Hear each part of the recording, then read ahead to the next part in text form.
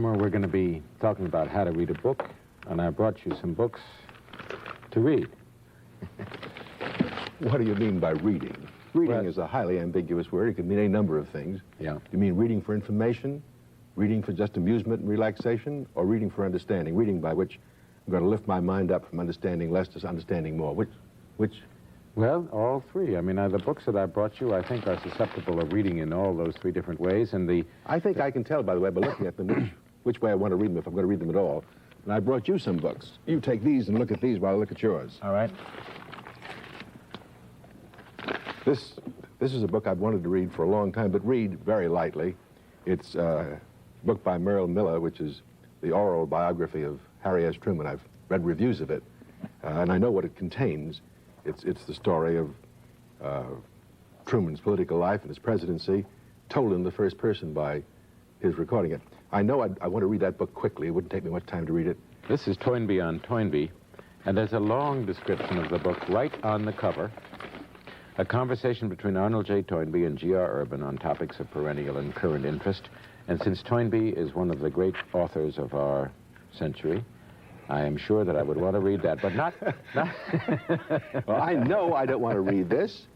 I know that I don't even want to glance at it more than the cover. It's a Rand McNally book all about bicycling.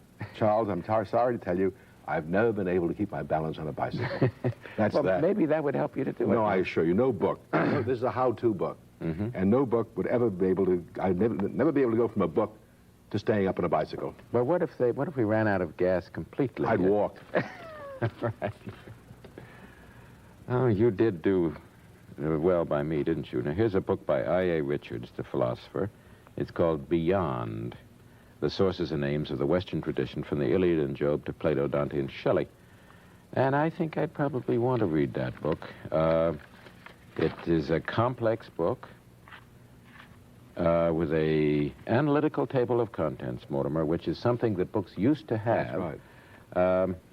With a quite distinct and well-described analysis of what's in the book. I will read I.A. Richards. Charles, I've got the last three books you laid out for me, but why did you give me Hamlet? You know I've read that. Yeah, well, I know you've read it, but That's a book I'd read carefully. I've read it 10, 15 times already. There are notes in it. Oh. And every page is printed on every other page, and every other page, therefore, contains notes and commentary and so forth. Well, and I thought that might be interesting and useful.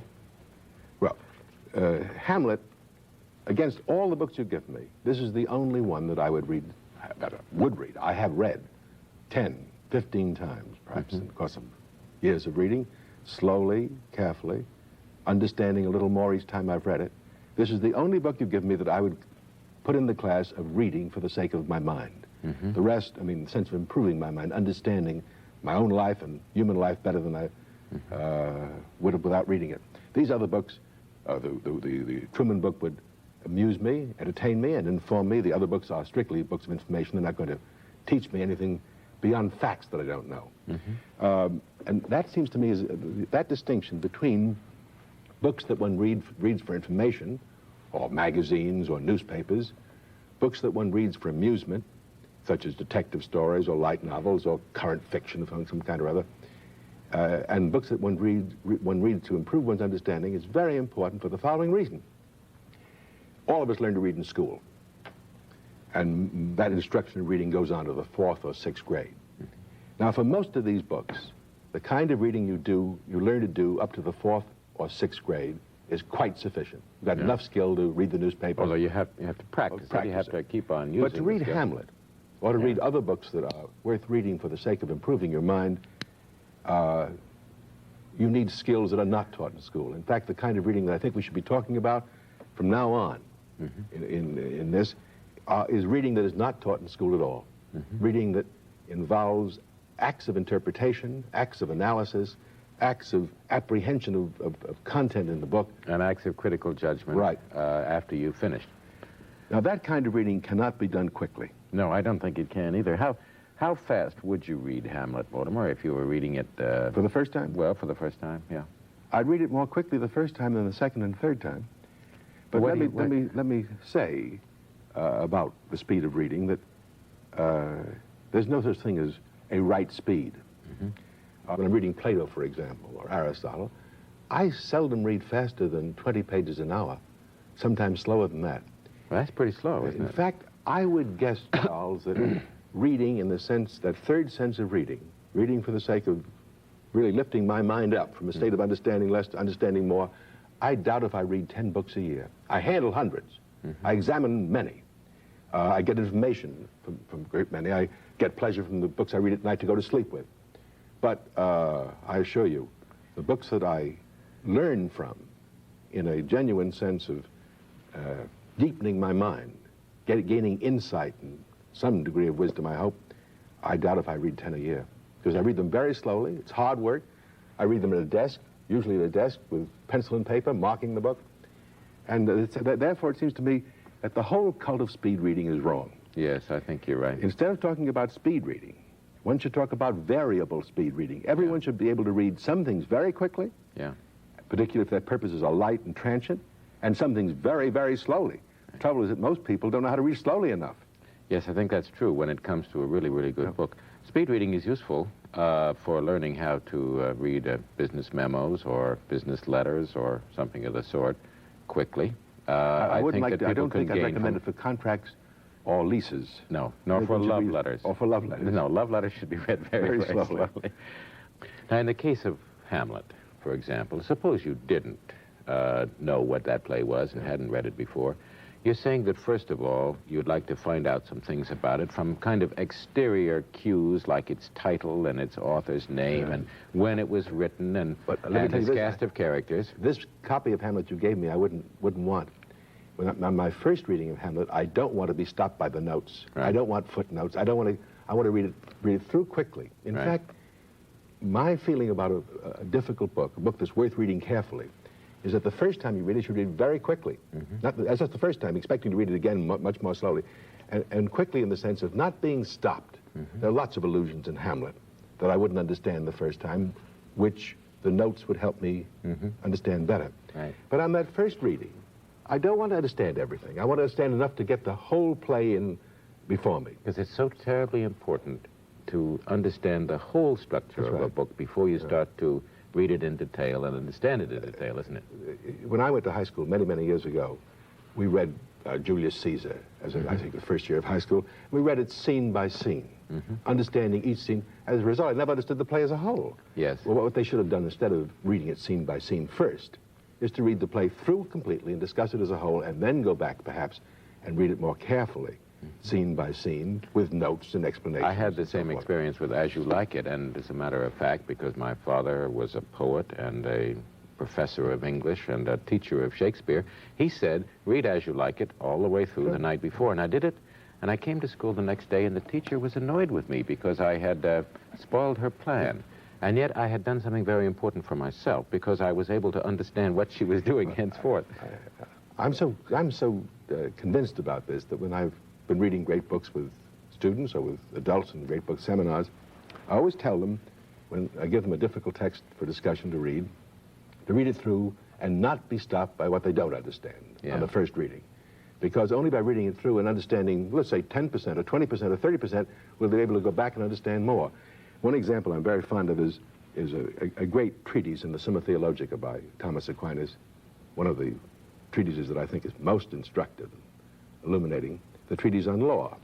And I've had people that I've asked to read this get stopped because when they get, it's really questions 90 to 97 or 98, about 8 or 9 questions, and on the second of those questions, 92, Article 6 is the question whether there is a law in the foams of sin, F-O-M-E-S. The foams of sin. What are foams? And people stop reading. They say, well, I don't know what foams are. I can't find it in the dictionary, a small dictionary.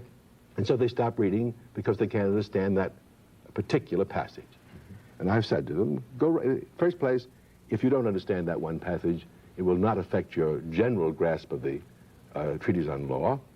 In the second place, if you look at the context, you'll get some sense of the foams of sin, the passions. You'll see the discussion here of the passions as the sources of the animal passions, as the sources of original sin, the causes of Adam's fall. And after you've read the treatise on law through, you'll be able to go back and understand better why St. Thomas asks whether there's a law in the foams of sin. But people who get stopped by that, or for example... What is foams? Now, what does the word mean? Foams are substances that communicate infection. Infectious substances. I see. And the passions infect us with sin, you see. Right. But you can understand that in a general way as well as you have to understand it from the context. But if you didn't, it wouldn't make any difference because it's only one question. And if you, to stop there is to defeat yourself entirely. Go on reading, you see. Another example of that is the first canto of the Divine Comedy of Dante. Many people get hung up on that first canto because as Dante is traveling through the world, he comes to himself in the middle of a dark wood in the middle of the journey of his life, and he meets a leopard and a she-wolf and a lion. And these are highly allegorical figures, and Dante doesn't really explain what they mean. And I have known readers who said, I can't go on because I don't know what those animals mean. It does not matter. As a matter of fact, Dante really never explains what they mean. But if you go on just a little bit more, Dante meets Virgil, and Virgil is the most important character after Dante and Beatrice in the book, and then the story unfolds. But don't get stuck at the beginning. Now, you know, if you follow me in this distinction between reading for amusement or entertainment, relaxation, and reading just for information, on the one hand, and reading for understanding, for deepening your mind, acquiring insight, lifting your mind up from a lower level to a higher level, then I think it's terribly important for each of us, for everyone, to find a number of books that are over their heads. Because if a person reads only books that are on the level of his head, he can't lift his head up. It's the books that are over one's head, the books which one only partially understands at first and must work at to understand more, that can possibly elevate you. You can't lift yourself up with things at your level or below your level. You can't chin yourself on a bar that's below your but most people say, that's over my head, as if that immediately dismisses it. On the contrary, what's over your head you should go after. Right. If you pick up a book and you find it's too tough for you, you shouldn't throw it aside. I mean, that's what you're looking for. You should be happy when you find a book that's too hard for you, because that's a book that you can grow with. That's a book that you can lift yourself up with. And the art of reading consists in knowing how to do just that. Right. The art of reading, I'd like to say, consists in having the skills required for lifting your mind up with a book, and nothing but a book in your hand, from understanding less to understanding more.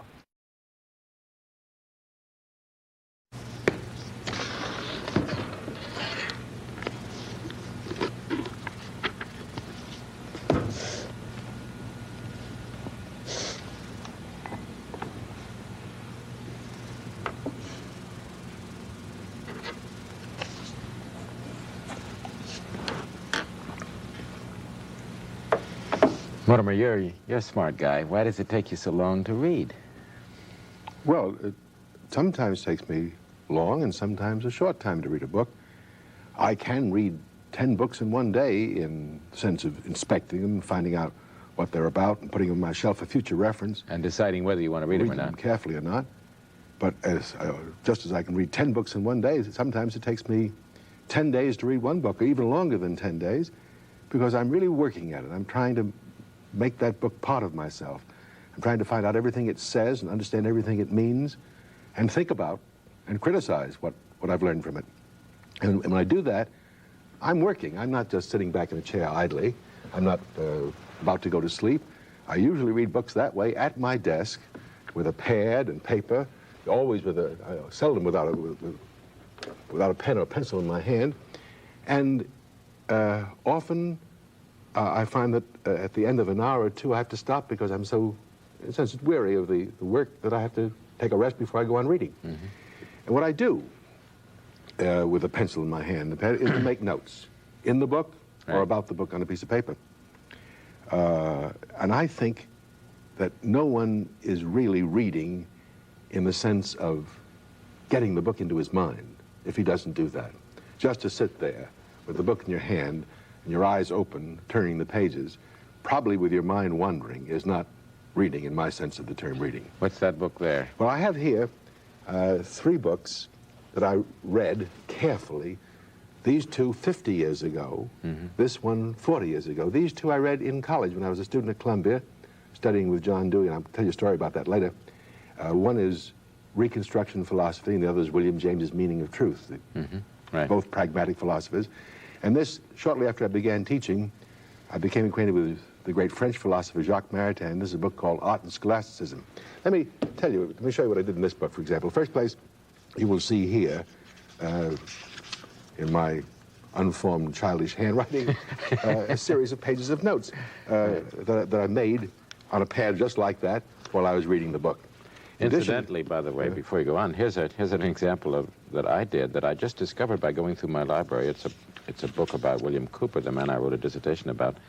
I filled up the inside of the front cover with notes, but then that wasn't nearly enough, so I needed 1, 2, 3, 4, 5, 6, 7, 8 pages, which I cut down so that they would fit inside the book. Well, and then in the book itself, there are underlined, I put a mark in the margin to indicate that paragraph I want to call attention to, or I underlined words, and sometimes not only underlined words, but wrote down on the bottom margin of the page my own observations, my own comments on the thing, so that here at the end of the chapter is a set of notes.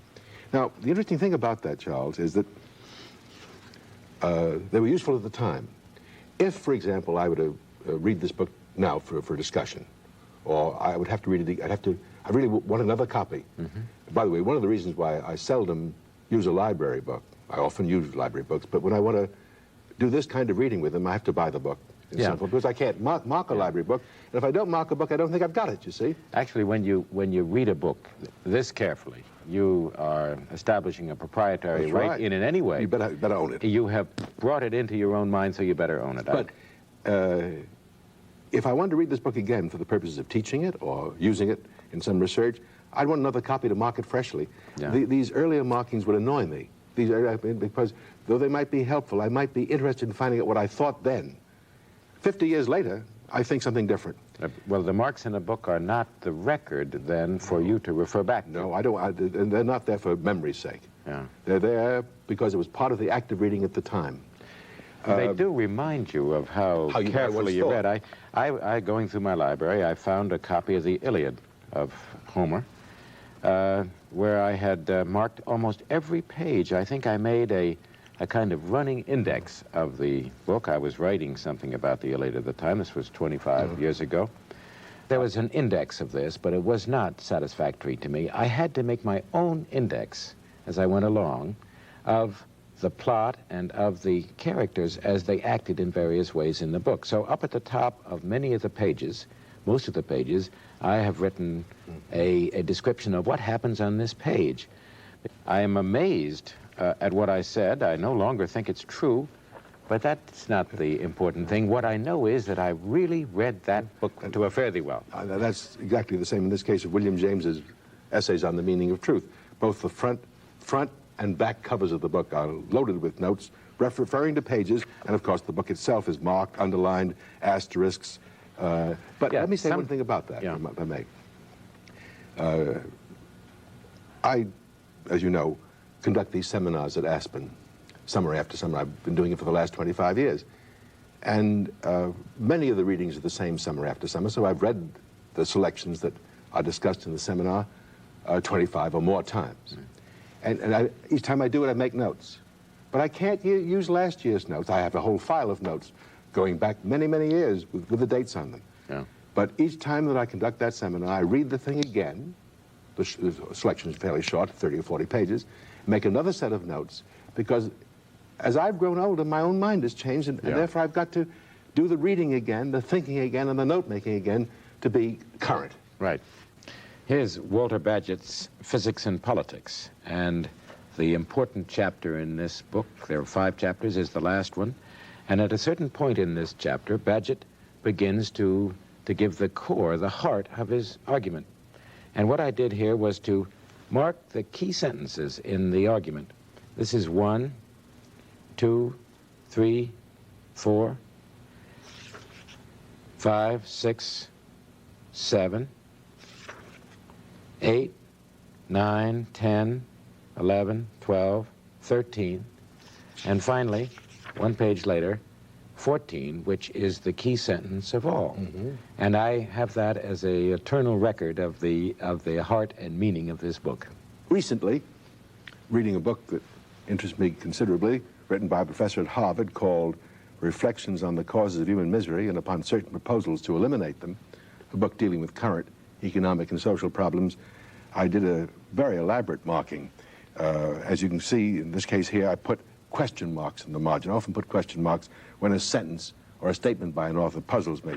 And in some cases, there's a great deal of underlining here, but in one or two cases, I put down, in the beginning on page 171, underlining asterisk 1, meaning that's the first point in the series of arguments, very much as you did in another case, and that goes on with asterisks and words encircled. And you've turned down the corner of the page, haven't you? And then there's asterisk and 2 and asterisk and 3, so that I've got a series of sentences there that I want to call my own attention to as the sequence of an argument.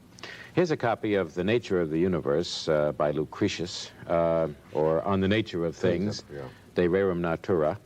It contains an analytical table of contents made by the translator. That is a table of contents that doesn't just give titles of chapters, but describes... Outlines the content of chapter outlines by the chapter. contents of the work. And it's very useful and very well done by the translator, but it's not my analytical table of contents, and I was teaching the book and working very hard on it, so I had to make my own. So I made my own analytical table of contents, which is somewhat different from the translator's, although in many respects, of course, it's the same, because I'm dealing with the same book. Wouldn't you say that a student who is reading the book that you were teaching should do exactly the same kind of work? That's right, and he should argue with me if his notion of what the book says is different from mine. Reverse of that picture, that's why I never like to lend books to anybody. Right. I not only don't like to use library books because I can't mark them, but I don't want to lend you this book. If you want to read The Meaning of Truth, you go out and buy your own. Because I don't want you to be affected by my notes, as you would be. Right. You couldn't help be affected by all the markings on the page. I might say to myself, Mortimer Adler is crazy, he has misunderstood this. Listen, what was your story about John Dewey? Well, at about the time that I was reading this book, John Dewey had just come back from China, was teaching a course at Columbia. I was, I think, a junior or a senior. And his lectures were relatively slow tempo, so I could take down in notes almost everything he said. I'd go home and type these notes up and read them carefully and mark them. Then I'd write a letter. Dear Dr. Dewey, I would say, dear Professor Dewey, in today's lecture you said such and such, but it seems to me you were inconsistent with what you said 2 days before. Would you please explain?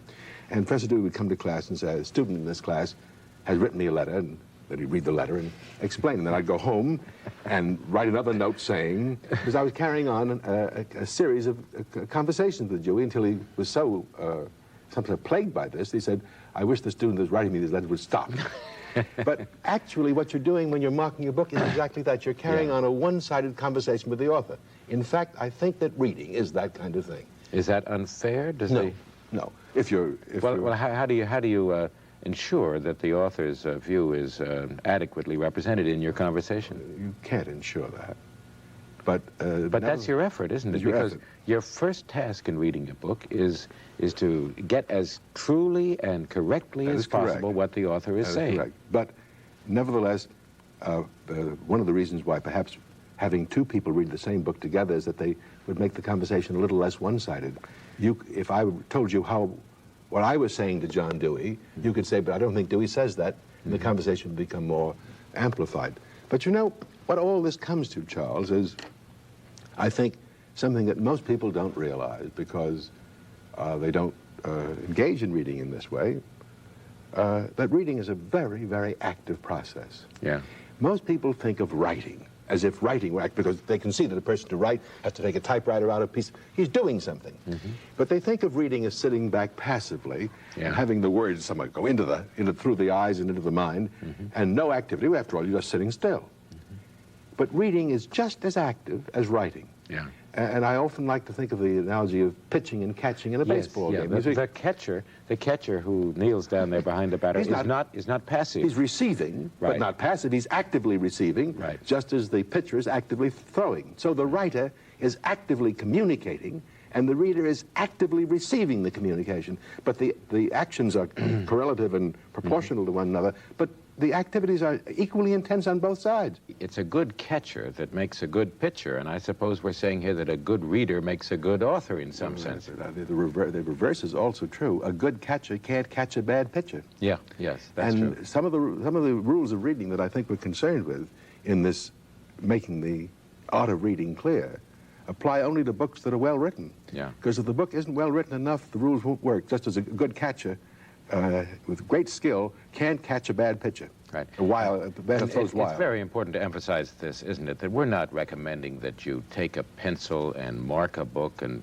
indicate the points in order if it's a book you're reading just for pleasure or amusement or entertainment, or if it's a book you're just reading for information. How silly it would be to mock a detective story. Right, yes. Or make notes about a detective story. But when you're reading to elevate your understanding, when it's your mind that's involved, and when you want to really come to grips with what the author says. Then you better make the book your own. Right. And you don't make it your own just by buying it. No. Because that's just as a piece of physical property you put on the shelf. You make it your own by putting yourself into it. Yeah. And you put yourself into it by mocking it.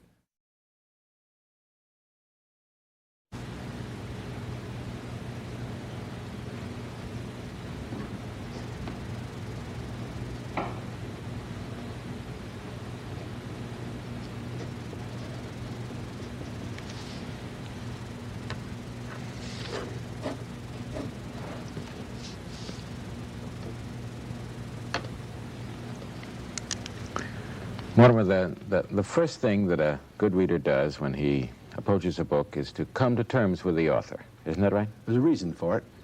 Authors often use the key words in their writing with very special meanings. And unless the reader notes what those special meanings are, he will not understand what the author's trying to say. It's impossible. Most words in the dictionary are ambiguous. They have many meanings. And many words are used in common speech in one way and by authors in quite a different way. And so the reader's task is to find out precisely the meaning with which the author is using an important word in his text, and the author often calls attention to what he's doing. For example, let me give you an example from Thomas Hobbes, a book called The Leviathan, a book in political philosophy written in the 17th century. Leviathan, the title is not a term. No, that was Hobbes' way of referring to the state as a great mammoth. Right. And the words in this case are very familiar words, words that you and I and everybody else use every day: war and peace. And when you think about how we use war, we speak of a war going on when men are fighting one another, bombs are being dropped, cities are being destroyed. And peace is when that's not going on. And that's not going on. But Hobbes says no. Or he calls your attention to the fact that there's another meaning for the word. He says, during the time men live without a common power to keep them all in awe under government, they are in that condition which is called war. For war consists not in battle only. Now that not is effective. Most of us think that war consists in battle or fighting, or in the act of fighting. But an attractive time, a period of time, wherein the will to contend by battle is sufficiently known. And therefore the notion of time is to be considered in the nature of war as it is in the nature of weather. For as the nature of foul weather lies not in a shower or two of rain, but in an inclination thereto of many days together, so the nature of war consists not in actual fighting, but in the known disposition thereto during all the time there is no assurance to the contrary. I want you to notice all of the time is peace, says Hobbes. What Hobbes is doing here in the 17th century is calling our attention to a meaning of war that we have only come recently to give a name to. We call it the Cold War. Where men are not actually fighting, but are disposed to fight. Are on edge with one another, and would fight if the conditions changed and required it. And in the Middle East, there's been a condition of either cold or hot war going on for 25 years. And Hobbes would say that's war all the way through. Now, the meaning of peace is a little, he really always defines war and says all other time is peace. But notice, what he means by peace, then, is civil peace. The kind of peace that exists in the United States, in California, in Illinois, in Chicago, in New York, where people are living under government, where they can settle their differences by recourse to law, by recourse to government rather than to fighting. So even if they are fighting with one another in one way or another, that's contending. They're contending, but in a condition of peace. Without resort to force or violence. That is the meaning of peace. Not just the absence of fighting, but the ability to settle differences without recourse to fighting. Now, is Hobbes consistent throughout the Leviathan in using the words war and peace in that way? He is, indeed. That's not true, of course, of all authors, even of authors of great books. Dante in the Divine Comedy, I think that war and peace are two of the really critical terms for Hobbes in the Leviathan. In the Divine Comedy, the critical word is love. The whole of the Divine Comedy consists of 100 cantos, and the very central 50 and 51 out of the 100 are a definition of love. Dante not only uses the word in practically every canto, but well, a description of love. Yes. Dante says to Virgil, "What is love?" And Virgil replies, "This is what love is." Although it's a little bit ambiguous even there, but certainly he's pointing to the importance of this term. But you could just as well discover that love changes its meaning throughout the poem by reading it straight through and discovering, for example, in the 5th canto of the Inferno, in hell, that Francesca is there in hell because of her love. Her love is wrongly directed. It is a love that tends toward lust.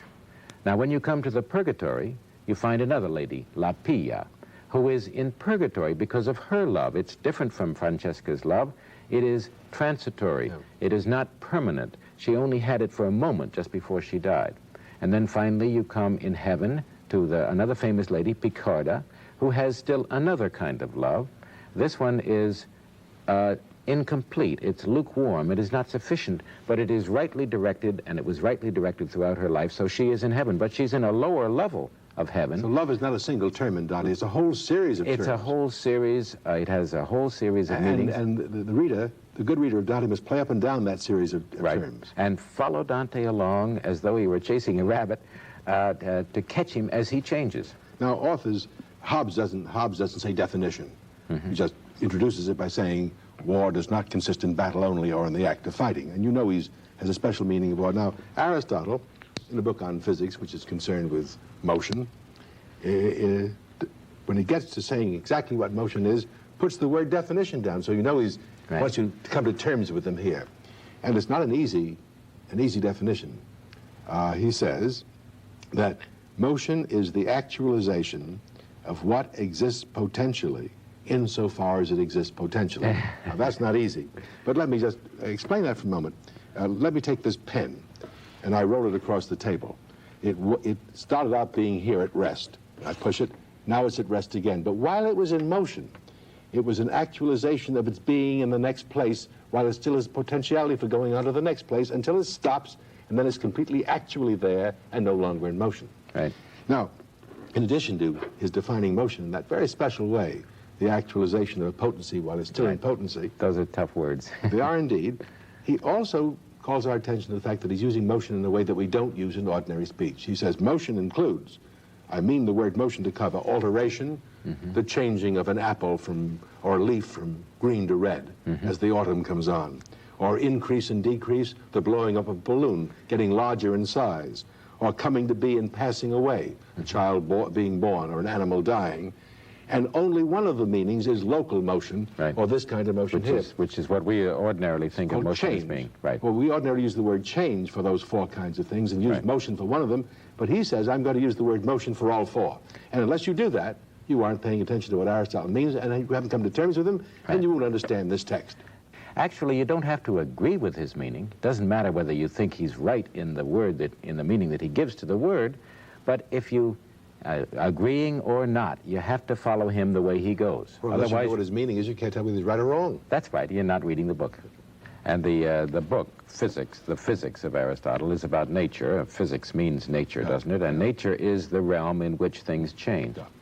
The play King Lear of Shakespeare is also about nature. It's often been pointed out by good readers of that play that that's a word that's used about 60 or 70 or 100 times in the course of the play. Its meaning, too, changes. But, of course, Shakespeare is not so explicit in saying to you, as Aristotle is, watch for the changes, see what I'm doing. But you know, Charles... Well, wait a minute, Mortimer. For example, Lear often talks about nature, his natural children, his unnatural children, their unnatural actions toward him, their persecution of him, and so forth. And there he's referring to human nature. But in the third act, at the beginning of the third act, Lear is subjected to the persecution of the heavens when the terrible storm on the heath comes, and that's external nature. Now, the word is not used. Shakespeare doesn't use the word to refer to nature, but we know that that's another meaning of nature which is put into the play. But poets are at the one extreme of the spectrum. The opposite extreme is that of the mathematician. I mean, here's Shakespeare playing up and down the scale on that word nature, right. But when you read Euclid's elements of geometry, you have no doubt what he means, because he starts the book off by saying definitions. The opening page is definitions, and there are, in this case, 23 of them. He starts out by saying, a point is that which has no part.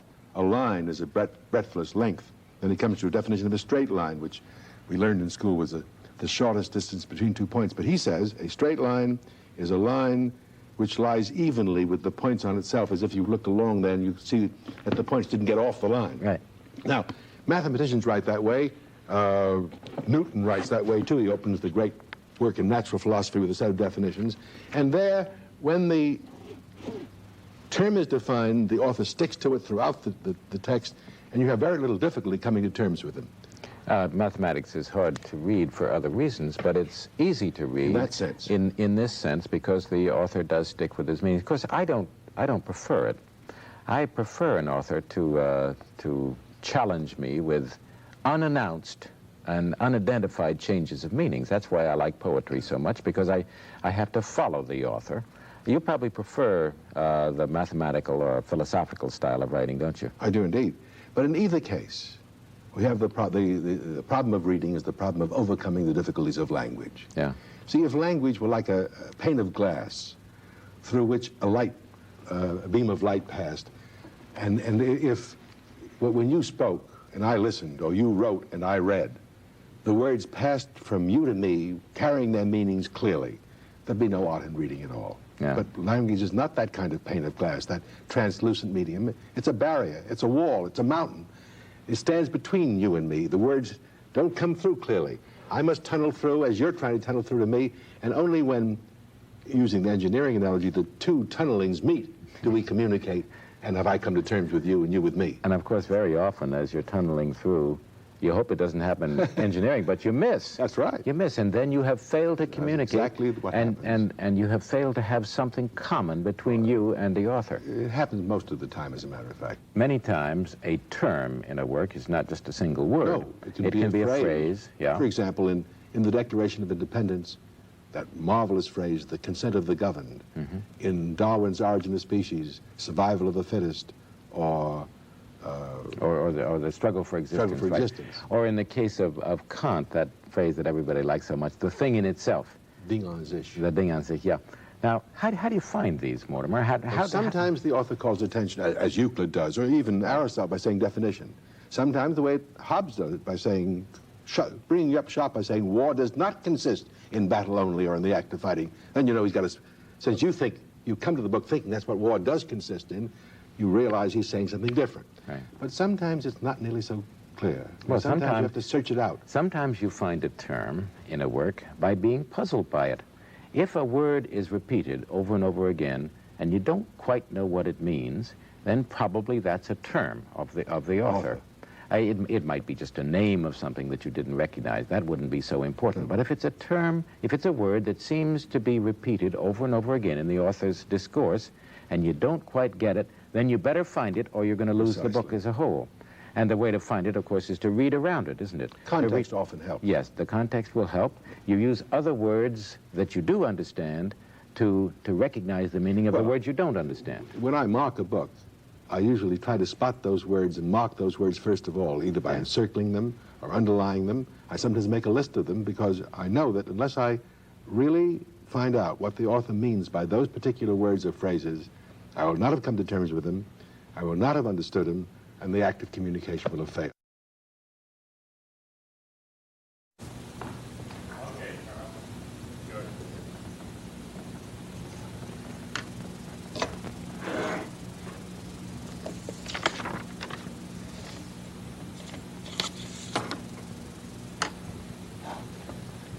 Mortimer, I'm going to play a game with you. You play it with me. I'm going to give you a sentence and ask you to state its meaning in your own words. Right. And then you do the same to me. This is a statement that Hamlet makes to Horatio in the play Hamlet. Very famous quote, but often misunderstood.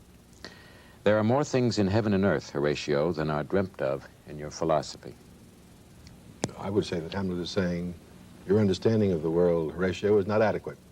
There are more things than you understand. In other words, you're emphasizing the word your. Yes, in that. your, Horatio's philosophy. No, it isn't that. Oh, I see. There are more things in heaven and earth than are dreamt of in your philosophy. Oh, he might have said, there are more things in heaven and earth than philosophers can understand. That's right, because there are ghosts and the word spirits and things like that. Your isn't the personal your. And philosophy means material philosophy. It means, because Hamlet is throughout that play a materialist. I see.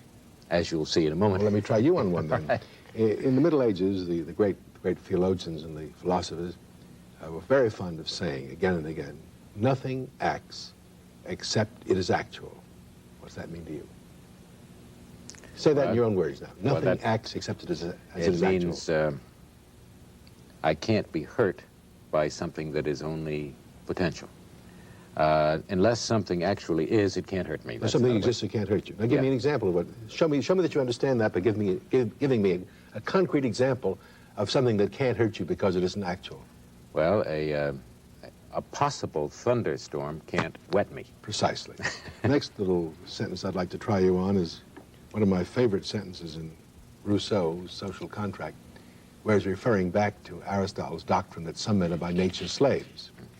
And he says, refers to Aristotle's doctrine, and then he says, about that doctrine that some men are by nature slaves, Aristotle was right, but he took the effect for the cause. Yeah, that's wonderful.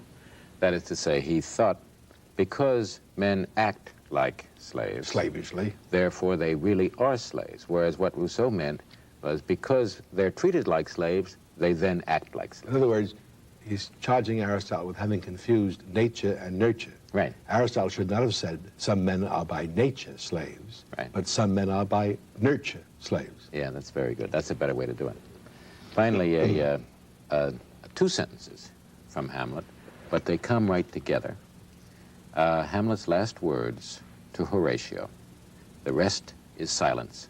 Hamlet dies. Horatio says, good night, sweet prince, and flights of angels sing thee to thy rest. And beautiful, beautiful statement. But can you elucidate the two sentences? Well, Hamlet is saying, when I'm dead, I'm dead. Yeah. No more. Right. And Horatio is saying, oh no, sweet prince, there's another world to which you will be escorted by angels. Yeah, it's kind of not fair because Hamlet is dead and can no longer argue. Answer. But in fact, that argument between Hamlet and Horatio runs throughout the play. Hamlet is a materialist. Horatio is a Christian, and who believes in the immortality of the soul. And if you don't catch those key sentences, you don't see the metaphysical argument and the religious argument that's going on throughout the play. I have one more sentence from you, for you rather. It's from Machiavelli. There are two ways of contesting, of quarreling, differing. There are two ways of contesting, the one by law, the other by force. The first method is proper to men, the second to beasts. But because the first is frequently not sufficient, it is necessary to have recourse to the second. Therefore, it is necessary for a prince to understand how to avail himself of the beast and of the man. That's a terrible statement, isn't it? It means that we, in the war of life, which we all live, we cannot afford to be wholly human. We also have to be bestial. And what we're doing here, of course, is to find, we first have to find and then elucidate in our own words the key sentences in a book. If we don't do that, we're going to not be able to capture the author's meaning. I think, particularly in expository books, the author helps us to find his key sentences, and our job is not to find them, but to understand them.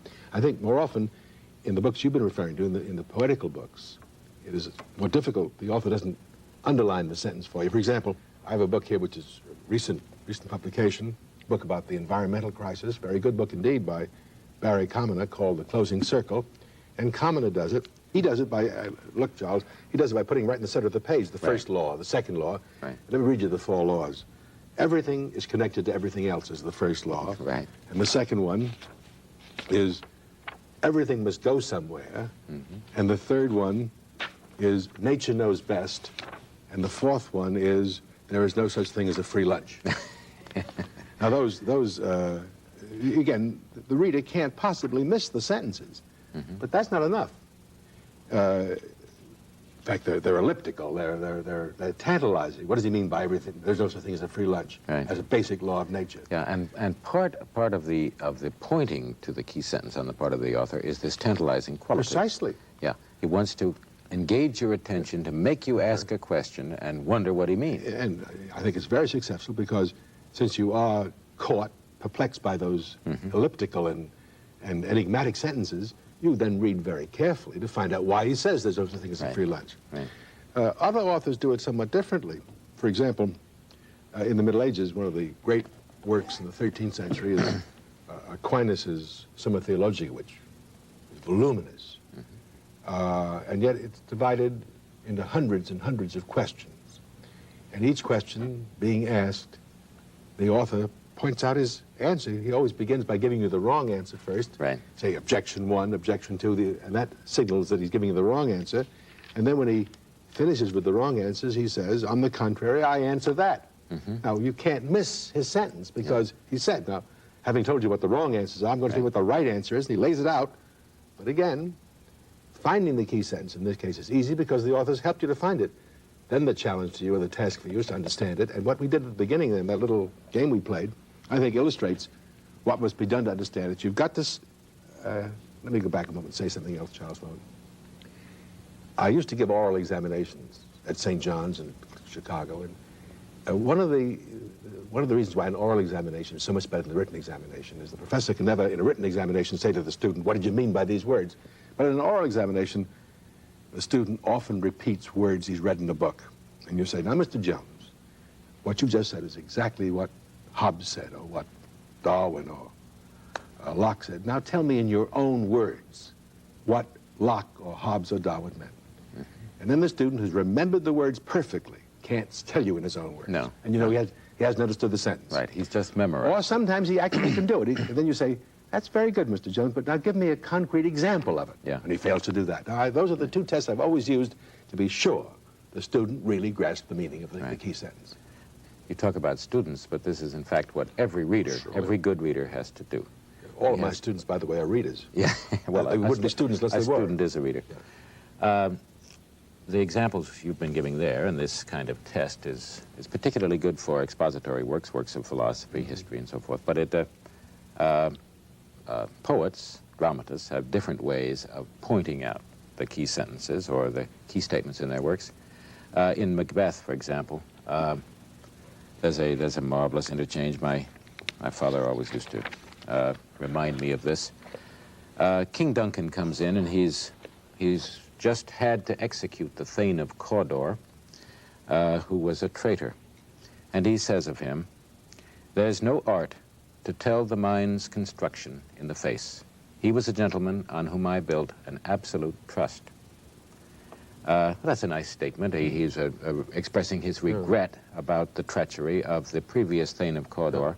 The next statement in the play is, "Enter Macbeth." And in fact, Macbeth enters upon that line. That's his entrance line. And, well, of course, within 24 hours, he has murdered Duncan himself.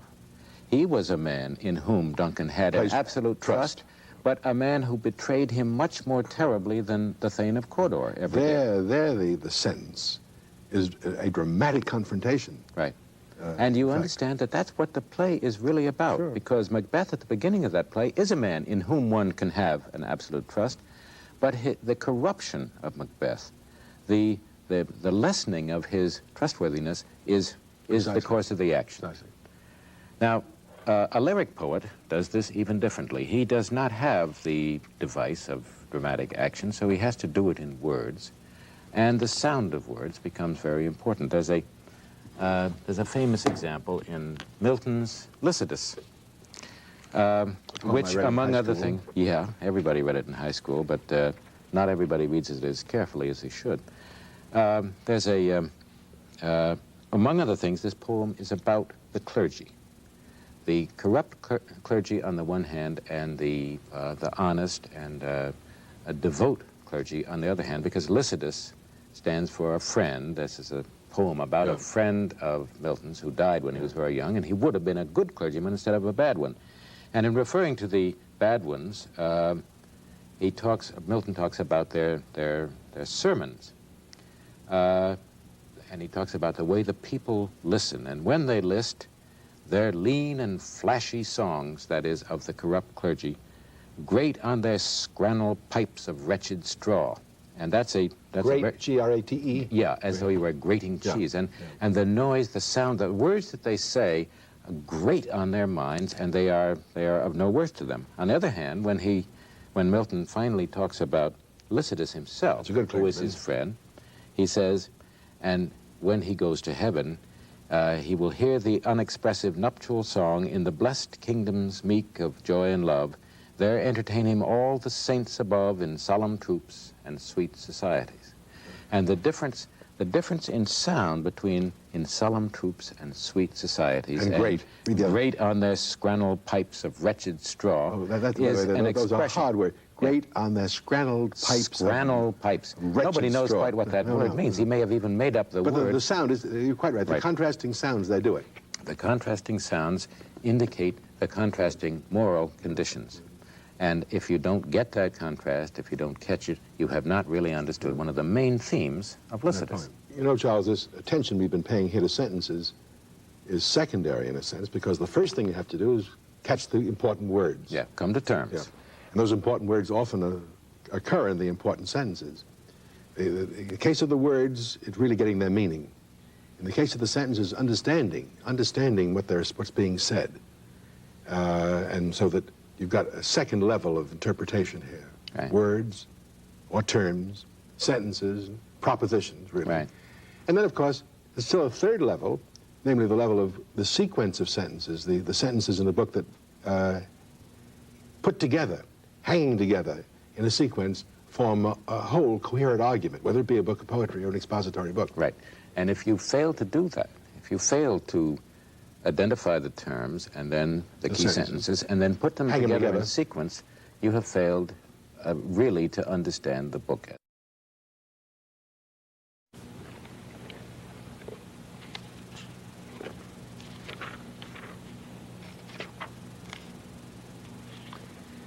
Sometimes, Charles, an author doesn't mark his sentences for you the way the hominer does by putting the sentence in the center of the page and saying, this is the important sentence. A very difficult book indeed to read is Rousseau's Social Contract, because it's very tightly written. And with enormous style. Yeah. But you've got to find his key sentences. I've read this book a good many times, I would guess. How many times? I would guess in the last 50 years, 20, 25 times. And over the years of reading it, I think I've found the key sentences which, if you put them together, as you must put them together, make the argument for Book 1 of the Social Contract. Let me read you what I've picked out as the key sentences in that first book. The first one is the opening sentence of Chapter 2. The most ancient of all societies, and the only, emphasize the word only, one that is natural is the family. And even so, the children remain attached to the father only so long as they need him for their preservation.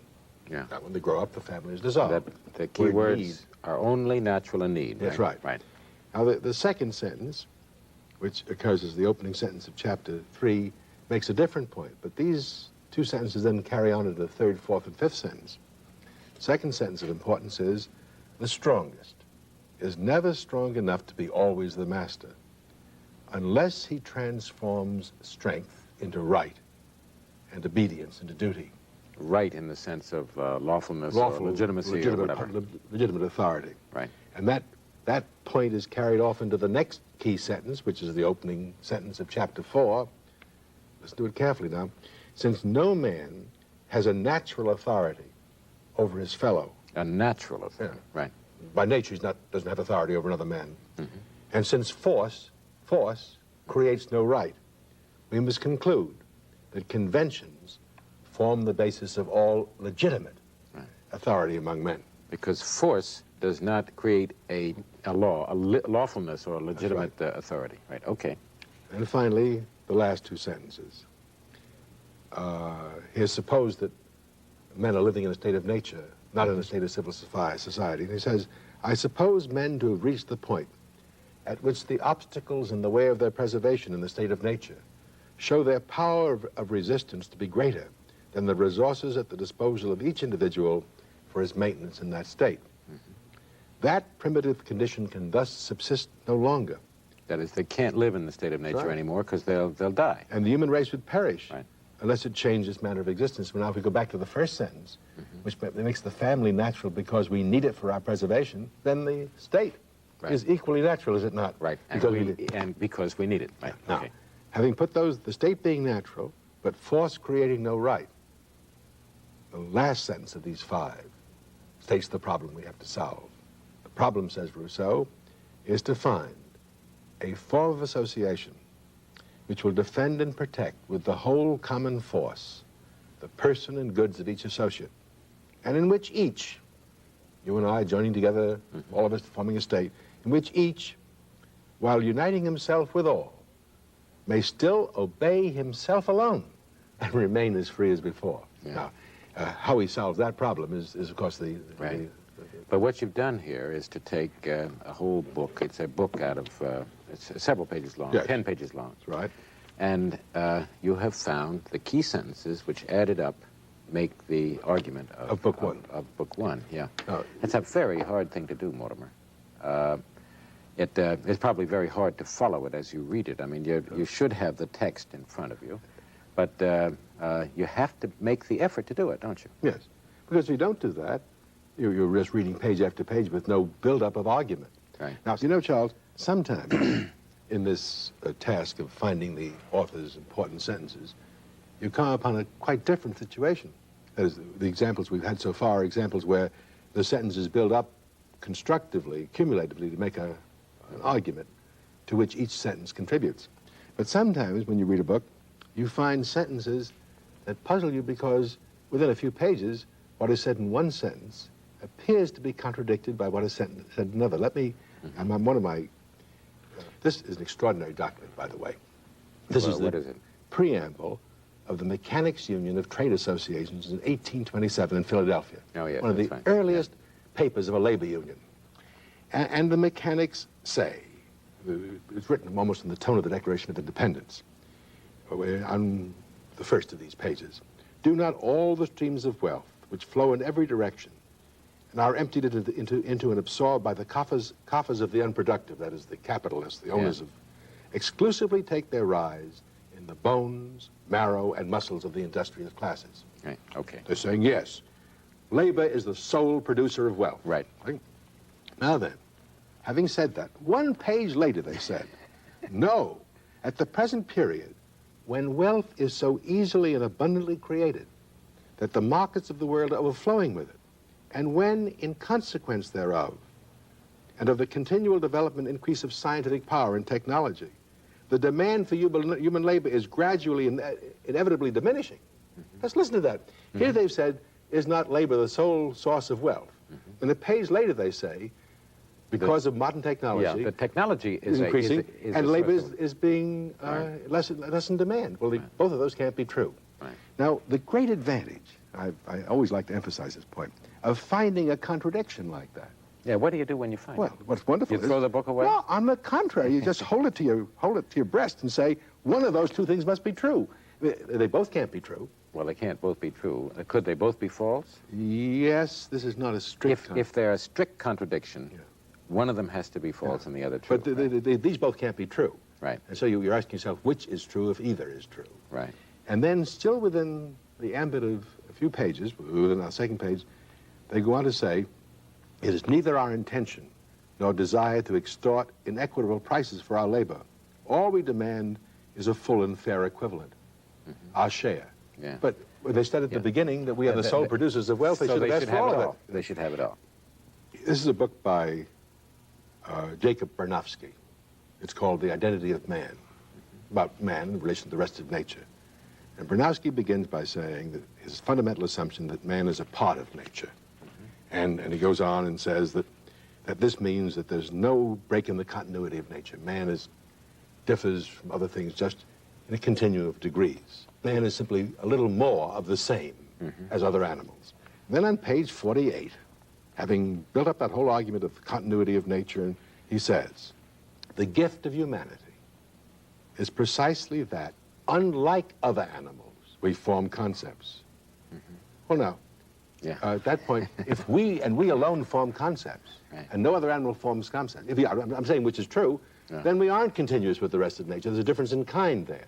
Because the difference in kind is a difference between which, of the two things being compared, one does something the other doesn't do at all. This is really a flat contradiction. We either are different in degree from other animals, or we are different in kind from one another. And you got to choose. You have to choose. Having found the contradiction, you are faced with the task of choosing. You may not like Mr. Bronowski, but I'm now going to read you from a Nobel Prize winner. I mean, a great scientist. This is George Beadle, who won the Nobel Prize for genetics and was chancellor of the university, president of the University of Chicago. And here's a book by George, written with Muriel, his wife, called The Language of Life. And this is even more striking because on page 41 we read about Homo sapiens, our ancestor. Oh, but that's the species to which we belong, right? He did not differ from me. Listen to this carefully, because he's using the words even more blatantly. He, Homo sapiens, did not differ from the apes in kind, nor do we. But he differed greatly in degree, as much as our descendants, if the human line survives, may differ from us after an equivalent amount of time has elapsed. That's page 41. Okay. On page 39, he says, but with the initial discovery that one can make tools, our species appeared on the evolutionary horizon. Apes can use tools, but only men can fabricate them. I'm not saying it's right, but if it's true that only men can fabricate tools, only men, means apes can't fabricate them, and that means there's a difference in kind, not a difference in degree. So 2 pages later he says there's only a difference in degree. Now, I really don't, I'm puzzled sometimes. I don't understand how a great scientist like George Beadle. George Beadle can within 2 pages not know he's contradicted himself. Are you saying the book's a bad book? No.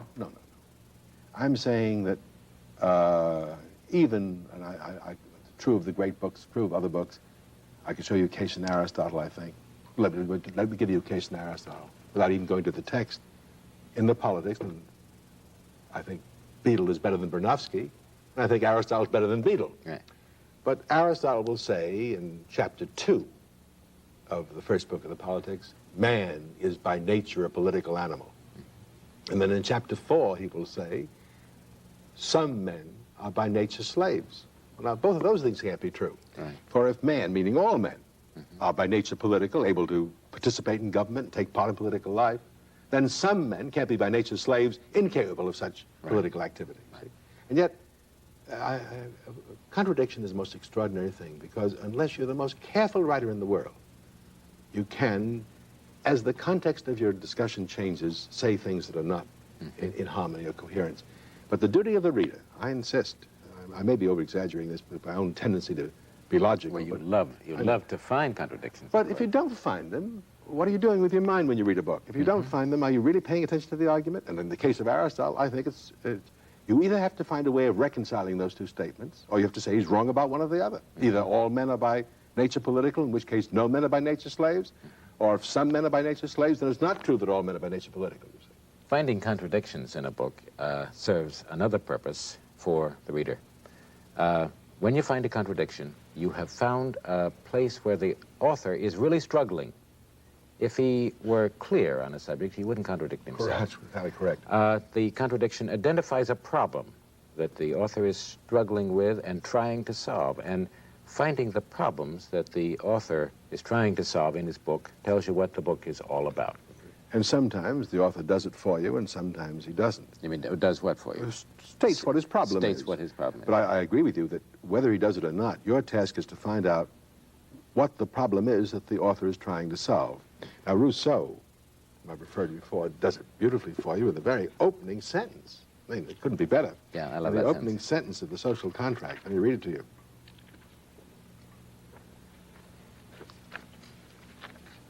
He says,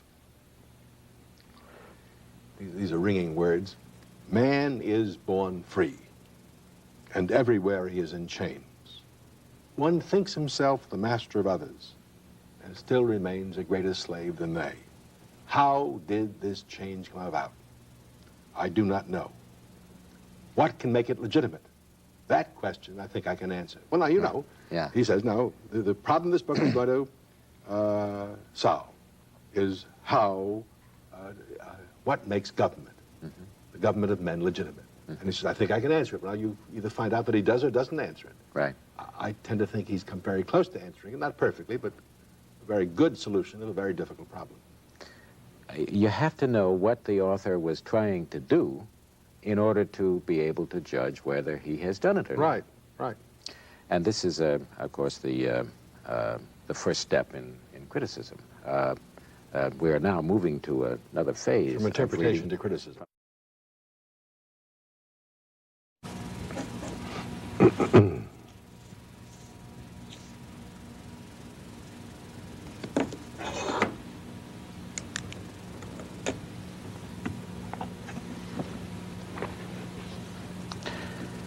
Civilization and Its Discontents of Freud is one of my favorite books, and I think it's a great book, but that doesn't mean that there aren't things wrong with it. There is a deep trouble with this book, I think, which I just read, and that is that it depends too much on the analogy between the macrocosm and the microcosm, between the history of man taken as a whole and the history of a single individual, the development of a child into a human being. And that's a very perilous analogy to write a whole book on the basis of. Many authors use that analogy, by the way. Of course they do. And whenever they do, it can be evocative and useful, but you better not depend too totally and too wholly upon it. What I'm saying here is that it is possible, even in the case of a very, very great book by a very great author, and there's no question that Freud is one of the great ones. I'm saying that that book is still, it may be criticized, may be judged adversely as well as favorably. Favorably, right. But first, Charles, it seems to me, I would like to say for myself at least, that the rules of criticizing a book are really very important to know. Let me give you one illustration. I do a lot of lecturing as well. I not only write books, but I give lectures. And giving a lecture is like writing a book, and listening to a lecture is exactly like reading a book. It's a little shorter, a little more compact. And sometimes, when I know the audience, as I know at St. John's College, where I lecture annually, at the beginning of the discussion period, when I expect the students to be critical, and often hypercritical, often aiming to tear me apart. Oh, they probably are. I say to them, now look, you've heard a lecture for the first time, you've heard this matter discussed for the first time. Before you start criticizing me, begin by asking the following question. Mr. Adler, do I understand you to say that? And finish it. Now, either I do I understand you to say that, and then finish the sentence. Right. Now, either I will say, no, that's not what I said, in which case you better let me try again to say what I mean. Only when you have gotten to the point where, having said, do I understand you to say that, I reply by saying, yes, that's exactly what I said, and that's exactly what I mean, are you entitled to go on to criticize? Because understanding what an author or a speaker says is absolutely prior to saying, I disagree with you or I agree with you. It doesn't make any difference whether you say I agree or I disagree. To agree with that which you don't understand is inane, just as much as to disagree with that which you don't understand is impertinent. So if you want to avoid inanity or impertinence, don't say you agree or disagree until you're sure you understand. Now, of course, the lecturer has a chance. I mean, I can make them ask me the question and say, no, I didn't say that, I didn't mean it. But the poor author is often at the well, he's at the mercy of your impoliteness. That's right. There are certain rules that we might say of intellectual etiquette that are required for any kind of criticism, aren't they? And one of them is this, that you don't have a right to criticize, to agree or disagree, until you really understand the author. Another one is that you should restrain yourself from being disputatious or contentious. Criticizing just for the sake of criticizing. That's right. An awful lot of people do that. I know. I think many people say, I've heard people say, I don't know what you're talking about, but I think you're wrong. Right. And finally, the last rule of intellectual etiquette is that you should know the difference between knowledge and just personal opinion. Yeah. If you are going to argue with an author, if you're going to disagree with him, you better have reasons other than merely your dislike of what he says or your opinion that it's stupid or something. When you start to say you're wrong, you've got to give full reasons for saying so. But Right. let me add one other thing. An old friend of mine once said, there's no point in winning an argument when you know you're wrong. Yeah. A lot of people do try to win course arguments they when do. they know they're wrong. And there may be some point in it practically if money is at stake or position or power. But when understanding is at stake, there's no point in winning the argument when you know you're wrong. No, because you have definitely lost in that case. There are 4 respects in which an author can fail to discharge all his obligations. After you to a reader understand out him. there. After you understand him, you have the right to judge him on at least 4 different grounds. What other judge? Well, the first one is that he may be uninformed, and you can, uninformed with respect to some fundamentally important or relevant fact. Which, if he knew, would change his argument It somewhat. would change his argument, and you can discover that in reading him and charge him with it. For example, Darwin was, I think,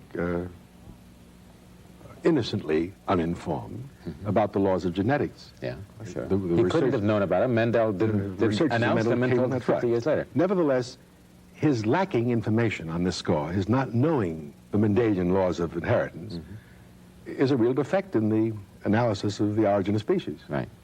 And then Aquinas, or Ptolemy, could not have known what Galileo, with his telescope, discovered, namely that the heavenly bodies actually change in all kinds of ways. They thought that heavenly bodies, the stars and so forth, were incorruptible. Well, Could never they change. thought, as a matter of fact, they thought that the heavenly bodies, the bodies above the moon, the stars and the sun, only changed in place, that That's they right. were subject only to local motion. Right. Whereas we know they alter in many, many ways. Aristotle made a similar error when in handling animal reproduction. He thought the male, that was the active factor. In fact, he only knew about the semen. He didn't know about the egg.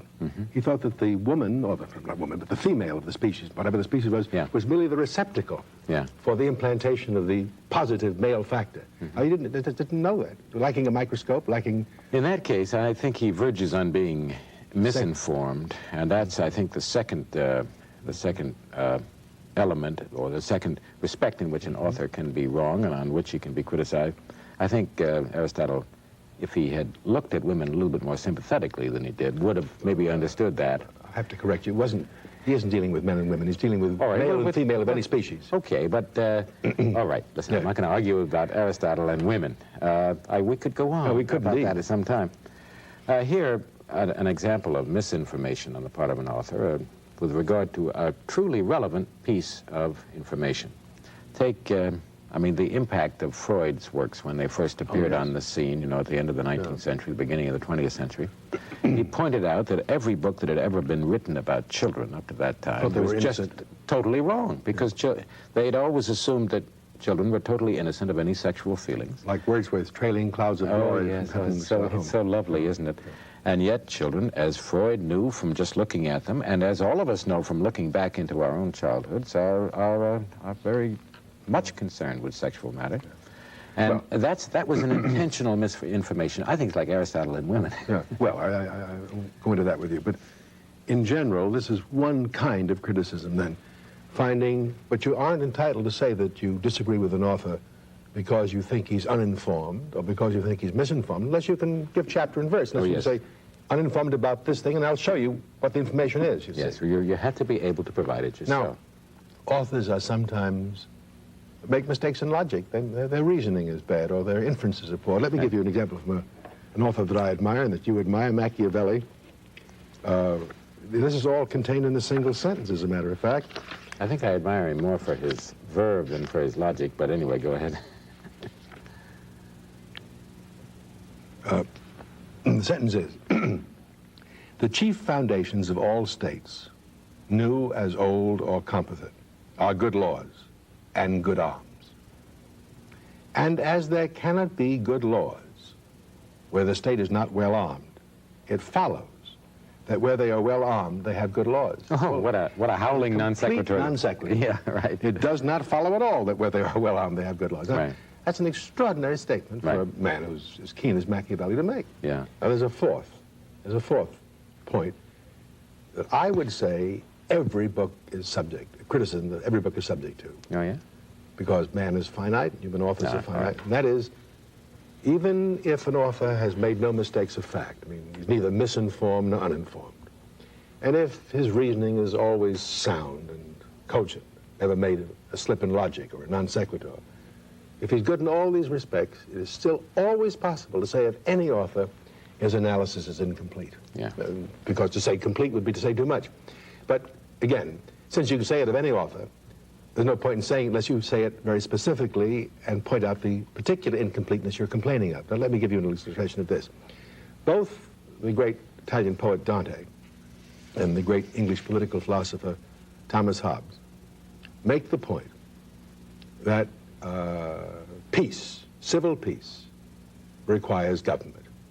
That where there is no government, there is no peace, because government is the arbiter that settles disputes by appeals to law and adjudication rather than to force.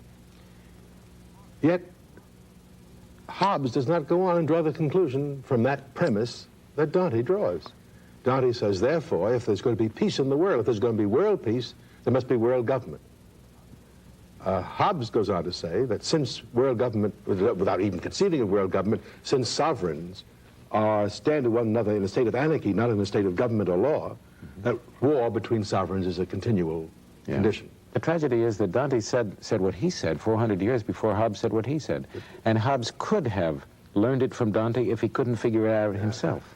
It has often occurred to me that, particularly in discussing the great books, reading them and discussing them, that if every later generation had really read and understood the great works of an earlier generation, many errors and many flaws would have been avoided.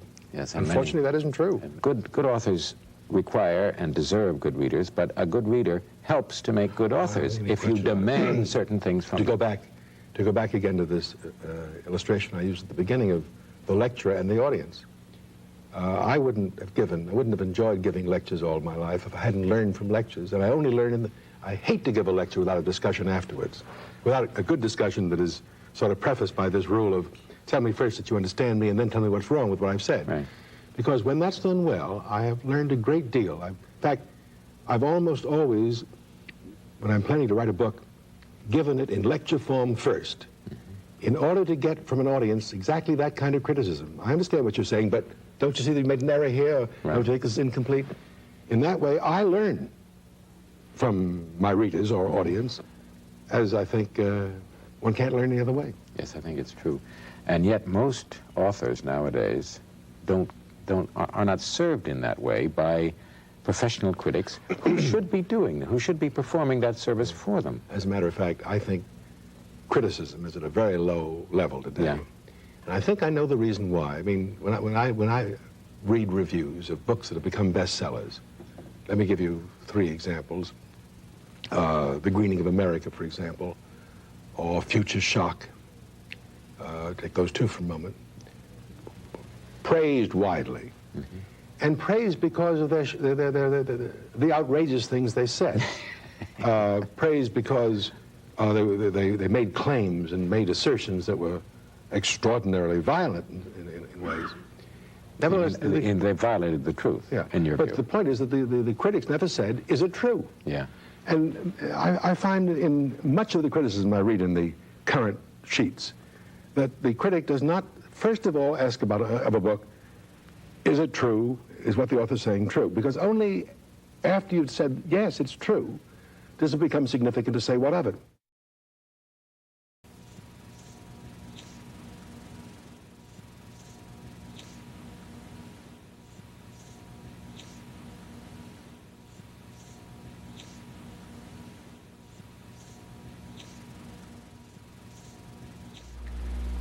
Raymond Chandler, the little sister. That's a detective story, isn't it? Yeah, it's a story. Amy Vanderbilt's Complete Book of Etiquette. That's a reference book. Put it over there. I guess you... Okay. This is Thomas Mann's Death in Venice. All right, it's a novel. My Life on the Plains, General Custer. That's biography. If it's not complete fiction, I'll give it to you, Mortimer. Very good. And here's a Latin dictionary, which I would take as a reference book. Yeah, that's a reference book. Truman Capote. How's that fiction or fact? That's As much fact. as much as Custer. Yes, I guess it is. The works of Thomas Paine, political philosophy. Indeed. Abraham Lincoln, collected works of Abraham Lincoln. That's Political philosophy. What's that? Poems and songs of Oliver Burns. Oh, yeah, that goes over here. Now, Gargantua and Pantagruel, that's a novel. That's a novel. And here's the Los Angeles Blue Book, which is a social register book. That's a reference book, right. book. Yeah. The Arms of Croup, that's kind of social science, very popular social science, isn't it? Current events. Current events. What we're doing, of course, here is to divide, first of all the fictional works, they're on this side, all the imaginative books on this side, and the expository ones on this side. Right. Ernest Hemingway, The Torrents of Spring is a novel. Right. Belongs to The Way of All Flesh is a novel. Right. 1984. That's a novel. Yeah. The Rise and Fall of the Third Reich. That that's goes not a along novel. No, that's not a novel. That's social psychology. The Jungle, Upton Sinclair, that's a novel. That almost is not a novel. I know it is. You're right. What would you do with a book which is a textbook in basic conversational French? I think that's a reference book. Well, maybe, no, listen, that's a practical book. It's a how-to book. That's a practical book. Very good indeed. 1601. That's fantasy. That's a novel of Mark Twain. The Origin of Species, Natural Science. Natural Science. That's Newton. That's Natural Science. Natural Science. There's that's the great work, Principia Mathematica. Right. Philosophia Naturalis, the mathematical principles of natural philosophy. Here's a volume of Encyclopedia Britannica that goes with a reference. That's a reference over here. Indeed. And here's another book that goes with the reference books. It's a Britannica World Atlas. Right. That's a reference book. What would you do with the Essays of Francis? That's philosophical. Would you say the Essays of Francis Bacon? It's not science. No, that's philosophical, certainly. Here must be another scientific. That's Euclid. That's that's mathematics. Okay, but that goes with natural science? No, I want to make a separate pile of mathematics books. What do your piles represent here, Mortimer? Well, they represent 4 or 5 different kinds of expository books. First place, the basic distinction here is between the practical books, the how-to books, the books that tell you how to act or how to do something, how to make something, and the theoretical books. The theoretical books I divided into history and social science and natural science and philosophy and mathematics. Right. Okay, fine. El Greco. Where does El Greco go? 50 reproductions. Well, it depends. Well, that's difficult. That's not a... But that's imaginative in somehow... I would call that a coffee table book or a non-book. I'm going to put it among poetry. Who's Who in America is a reference. Yeah. There she goes. By the way, I've got 3 piles over on this side, on the imaginative literature side. This is fiction, that is stories and novels, and this is poems, and this is plays. And here's The Rise of American Civilization, which is history. Sure, history. Ernest Hemingway, short stories of, that's fiction. And Mara Lindbergh's Gift from the Sea. What would you do with that? Well, I don't know, Mortimer. I guess it's philosophy, isn't it? Well, it's kind of popular philosophy. Popular philosophy. All right. What do we got here? Modern British poetry. That's clearly poems. Jane Austen's Pride and Prejudice. Yeah, it's a novel. Robbins. Now, listen, The Imitation of Christ. That's a theological book. Where does that belong? With the philosophy? With the philosophy. All right. Why does it belong with the philosophy? Well, philosophy and theology are both non-empirical sciences. I mean, they don't proceed by experiment or investigation. Right. They're quite different. Theology and philosophy are different, but they are distinguished from the social and the natural sciences. Right, okay. The Lives of William Benton, that's a biography. Right. Robinson Crusoe is fiction. Well, yeah, I guess it is. Sure yeah, sure it is. Here's How to Read a Book by Mortimer Adler and Charles Van Doren. That's a how-to book. What do you got there? Plato. Plato. That's philosophy, clearly. Well, maybe it's poetry. No, Charles, this is philosophy. Okay. Written in dialogue poem, but it's philosophy. All right. A Journey to the Western Islands of Scotland, Dr. Johnson. That's autobiography, really. In this pile here. Okay. An actor prepares by the great Russian actor himself, Stanislavski, is a how-to book, isn't it? I think so. It belongs with How to Read a Book. Indeed. Peck's Bad Boy and His Pa, a compendium of fun, profusely illustrated. With that? I think that's stories. A book of American spirituals That's is poetry. Poetry and song. Venus Adonis is poetry. Of Shakespeare. The Peter Principle? That's low-down social science, wouldn't you say? Yes. Very low Listen, down. I got a big one for you, Mortimer. What? What's this? Abel Johnson Tasman's Journal. I have to open it and find out. I can't do that without looking at it. Oh, this is a book of discovery. Magnificent book, by the way. Yeah. But it's a book of travel and discovery, exploration. Travel and discovery, so it's like General Custer. Like General Custer, yes. Now, a Michelin guide, that's a reference book. What's that? 1974. That's it. Listen, that's somebody's yearbook in high school. That's not a reference book. That's a non-book. Where do we put it on that? the floor. Put it back here. I'll put it back. What do you do? Nicholas and Alexandria is history, current history. No, well, then that goes on that side. That's right. Mickey Mouse, movie stories. That goes over among the stories. Crime and Punishment among the stories. The poems of Browning. Poetry. Go ahead. Los Angeles Telephone reference book. Right. The French Revolution by Thomas Carlyle is history. Right. What's this? Oil painting, step by step. That's how-to. How-to. The Mysterious Universe by Sir James Jeans is natural science. Okay. The Holy Bible. That's a special book. I'm going to put that here. That's sui generis. It's a book that stands by itself. Ernest Hemingway, A Life Story. That's an autobiography. Autobiography, yeah. The Last Days of Pompeii. Is that history? That's history. No, by Bulwer Lytton. Oh, no, that's fiction. That's a novel, yet. But it could have been history. It could have been. What now? I've got one for you. What do you do with Lewis Carroll's Alice's Adventures in Wonderland? It could be anything. It could be mathematics, philosophy. It could be fantasy, it could be a fable, but I think it's a novel, according to this cut that we're doing here. In this book, Living Off the Country, How to Stay Alive in the Woods? How to Stay Alive, so that's a how-to book. Yes. Right. This one, which is the Koran. Oh, that I know. That goes with the Bible. Interpretations of Life, a survey of contemporary lives by Will and Ariel Durant. Kind of minor philosophy. All right. Astrology, that's junk. No, wait a minute. No. That's Louis MacNeice. That's a history of astrology. Yeah, that goes in history. Papillon by Henri Charrière. Now that's fiction, I think. Well, it's supposed to be an autobiography. Let's put it in You want to put it in fiction or no, let's put it with history and biography. Okay. Here's The Emperor Jones, by the way. That's a play, perfectly. The Living Sea is work in biological science. Yeah, I think it is, yeah. The Diary of Samuel Pepys, that's autobiography. Autobiography, indeed. Collected Poems of Robert Frost, no question. That's and we are left with two books that are special. Yeah. And the reason why they're special, Charles, is they're sacred books. And so they must be read differently from all other books, whether you read them as a believer or not. Right, okay, so that we'll leave them there in a separate pile. Now, what we have here, then, is all the imaginative books here divided into three piles. What are your three piles again? Well, this is fiction here, or stories and novels, and this is poetry, and this is plays. And then past this line, we have all the expository books which expound knowledge or opinion, or are instructional in the sense that tell you how to do things. The instructional books of that character, the practical books, are the books, the how-to books, the books that direct action or tell you how to produce things.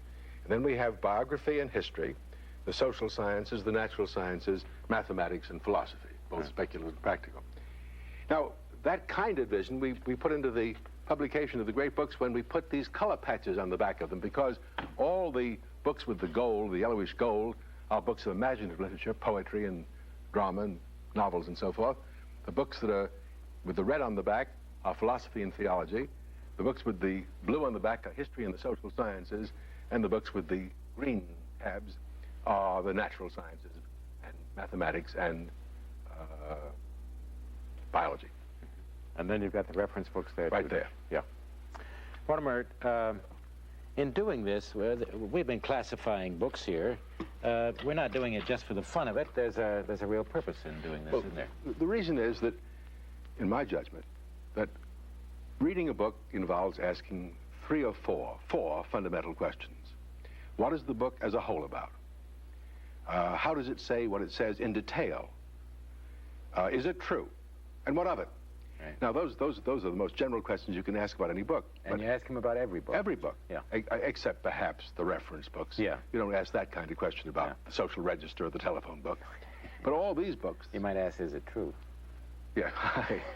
You can assume that. And I don't think you ask it about the non-books, the coffee table books. Right. But any serious book, any book worth reading actively for the sake of increasing your understanding or increasing your knowledge requires you to ask these questions. But you can't ask them in the same way of all kinds of books because, for example, let's take the poetry for a moment. Poetic truth is utterly different from scientific truth. Right. And if you said, is it true, without knowing the different kind of book you were asking it of, you would be mistaken. Similarly, mathematical For example, take that book, Papillon, from which the movie has been made. If you put that on this side of the line, if you put it in the expository books, then you have to ask different kinds of questions Precisely. about truth than if I had been willing to put it in fiction. And that's why what you did about Custer was significant, too. That's if you right. put it in fiction, you wouldn't be concerned If with you put it in fiction, you don't worry about whether it's true, in a sense. But there is a sense in which a Precisely. fictional book is true or not true. If it is true to life, true to general experience as we all know it. How do you read a philosophy book, a book of philosophy? What's the, how do you approach it? What's the, could you say in just in a sentence or so how you read it? I think in the case of philosophy, and I'm not sure there's any difference in between philosophy and science, the most important thing to discover in reading the book is the problem the author is trying to solve. Yeah. Now, sometimes the author tells you what that is, and sometimes he doesn't. But unless you know what his focal problem is, what his objective is as an analyzer, as a solver of problems, you can't read the book carefully and well. As far as history is concerned, I would say, particularly current history, I would say that the stance that you bring to it is one of doubt. You read current history with a grain of salt. You ask yourself, what kind of position is this author writing from? Who is he trying to convince? Who is he trying to con, almost, you know? Because an awful lot of current history is written with an aim in mind. And as far as science goes, what would you say? Well, there, really you proceed with it quite different. After you know what the problem is, you have to see how the evidence has been gathered, how the experiments that have been performed, the phenomena that have been observed, help you to solve the problem. You've got to see how the scientist operates inductively from the evidence to a generalization or an elaborate theory that solves the problem. Does that mean you have to repeat the experiment? No. If it's described, not as an individual, no. You don't have to go into the laboratory. No. You can still read Newton without going through the... Well, what about mathematics? Newton describes his experiments for you. In the optics, for example, Newton gives you diagrams and shows you what little experiments performed. Now, mathematics is different again, because there, the thing that you're looking for are demonstrations. You've got to look for the logical rigor of a demonstration. And so you want to see whether the book is self-consistent, whether it contradicts itself in some way. In the case of a novel, the situation is very different. All imaginative literature, you read with passion, Mortimer. You read with total involvement of your personality, all the way from your head, down to your heart, down to your toes. Everything is involved. Well, that's exactly the opposite with respect to the books that are expository. There, you read them entirely from the neck up.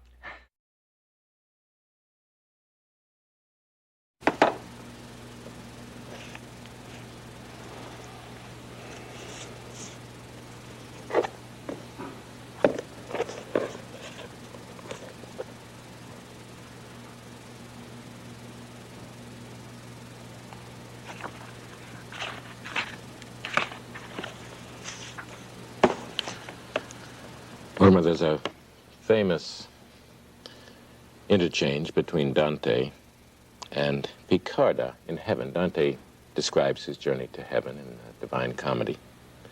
And there he meets Piccarda. And as you've often put it to me, he says to her, she's in a rather low and distant seat in heaven.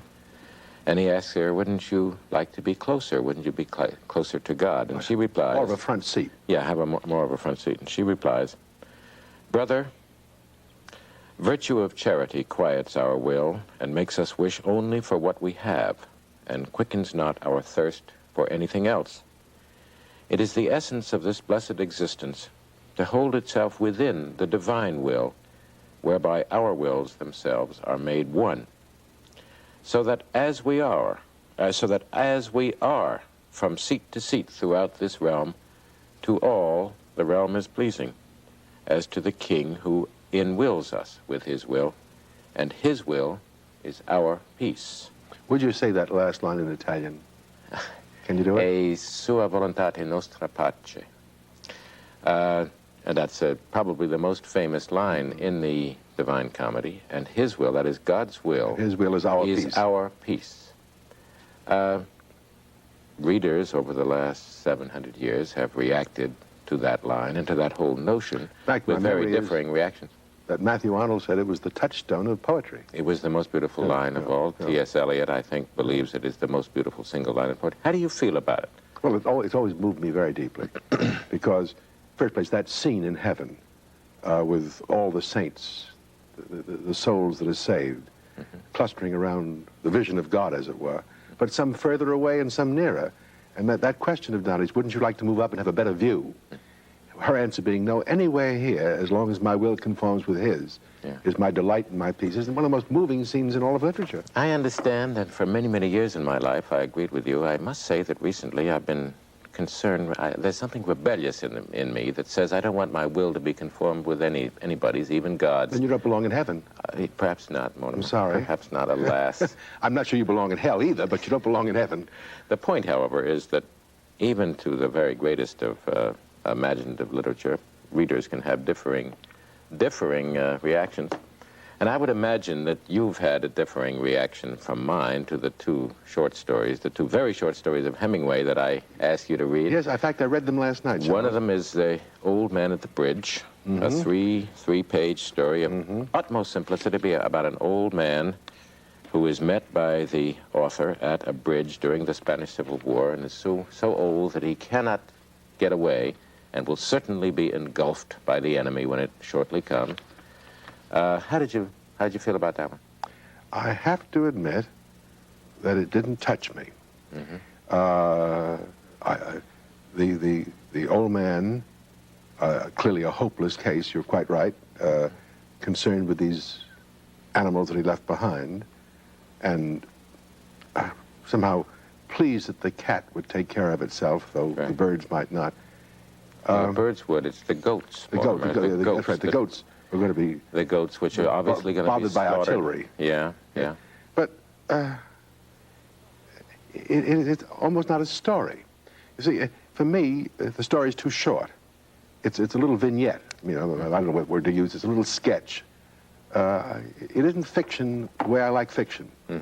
Nor, as a matter of fact, the other story is a little longer. The other story is a more famous one, a clean, well-lighted place in which two despairing men come in contact with one another. One man, two empty lives. Two utterly empty lives. Despairing because he is old and his wife is dead and he has nothing to do except to look forward to death.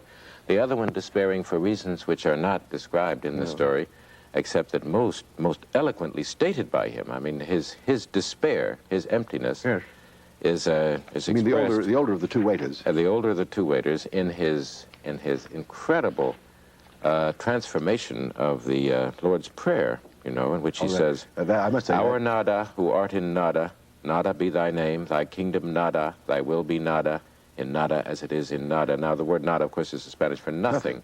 I have to admit that one passage moved me.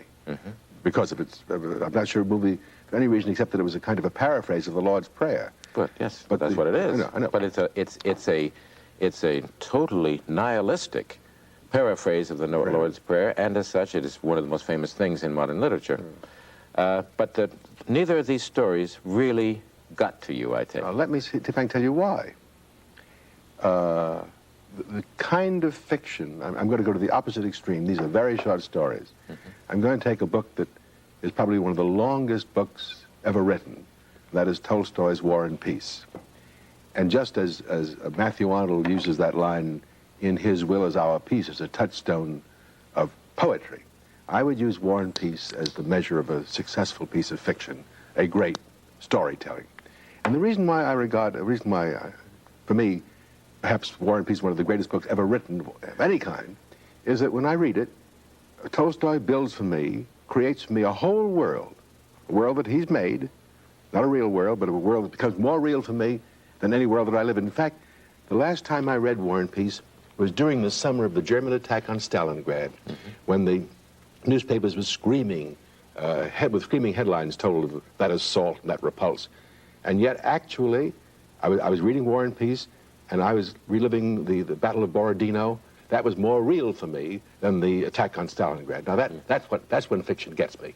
When it creates a world and puts me in it, and becomes more real than the world in which I live from day to day. No short story can do that for me.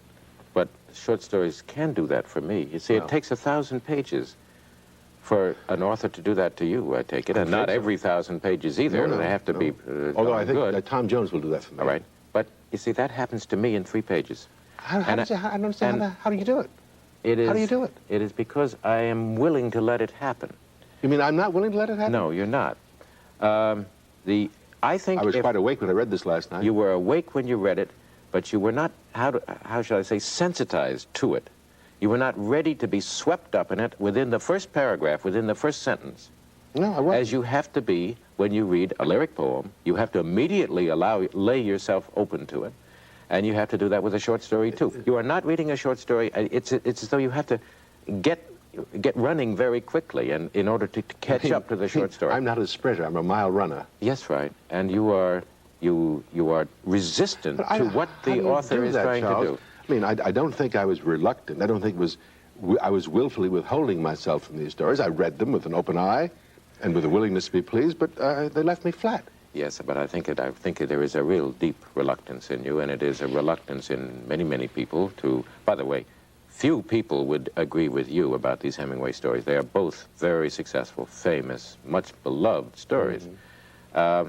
But I think other people have a certain resistance to fiction. They don't like to lay themselves open in that way. They don't, for example, they're disinclined to fall in love with heroines or the heroes if they're ladies or women reading a story. Now, I know perfectly well when I start out a novel, I'm going to fall in love with the heroine.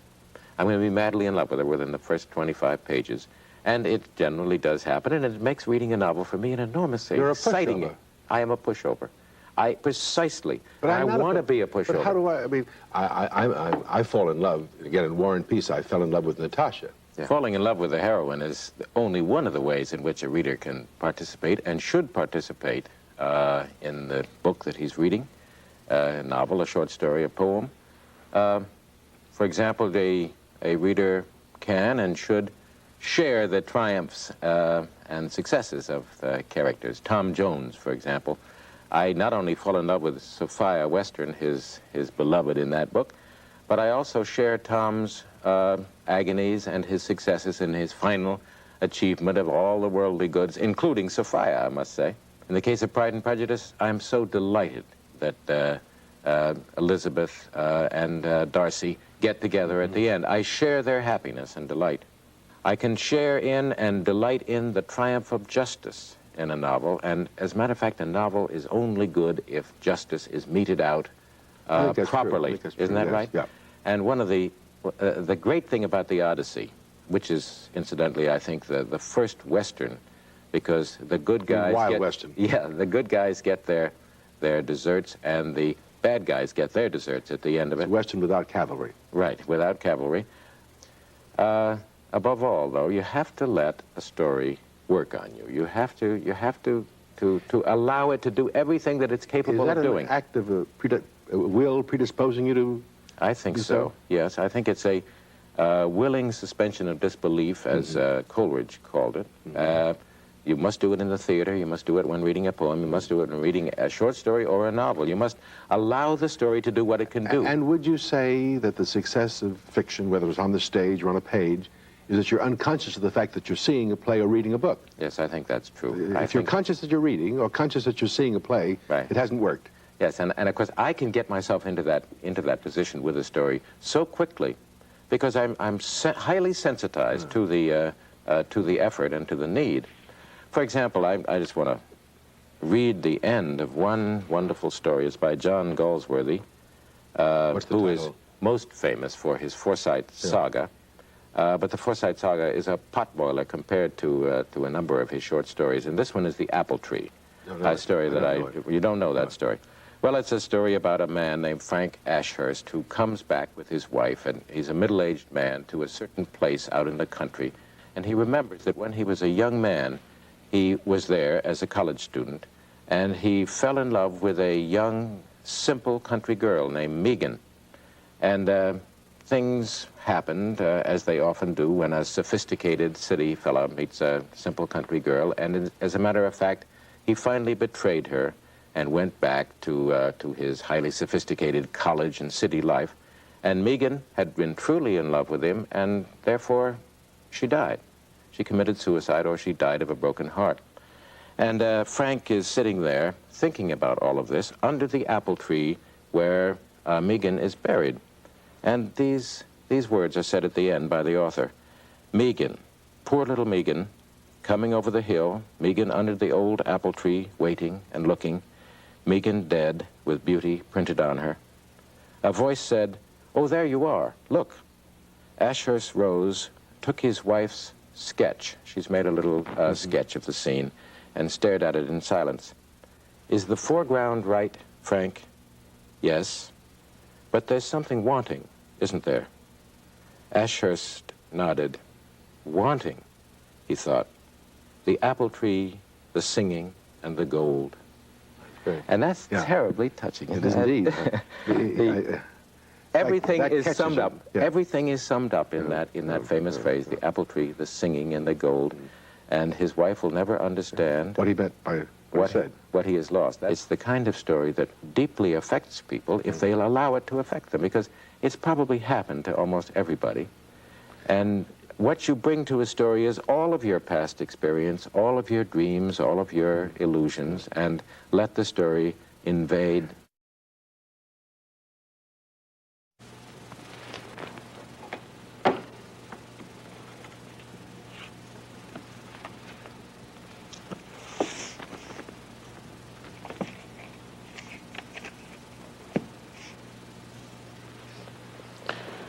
Mortimer, we've been saying that the most important thing to remember in reading any work of fiction is to involve yourself in it, to open yourself to it, to participate in the life, in the successes, in the problems of the characters.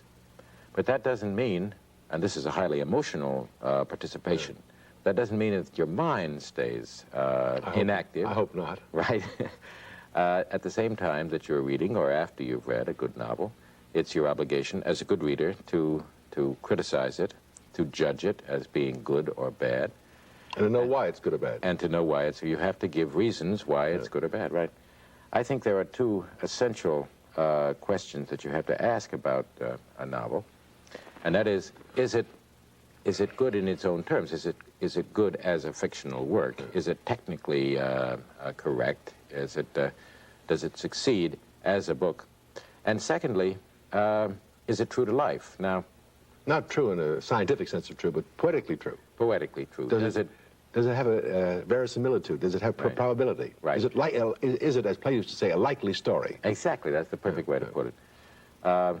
We read recently George Eliot's Middlemarch. Yes, I enjoyed that enormously. And we were very much struck by its verisimilitude, by its.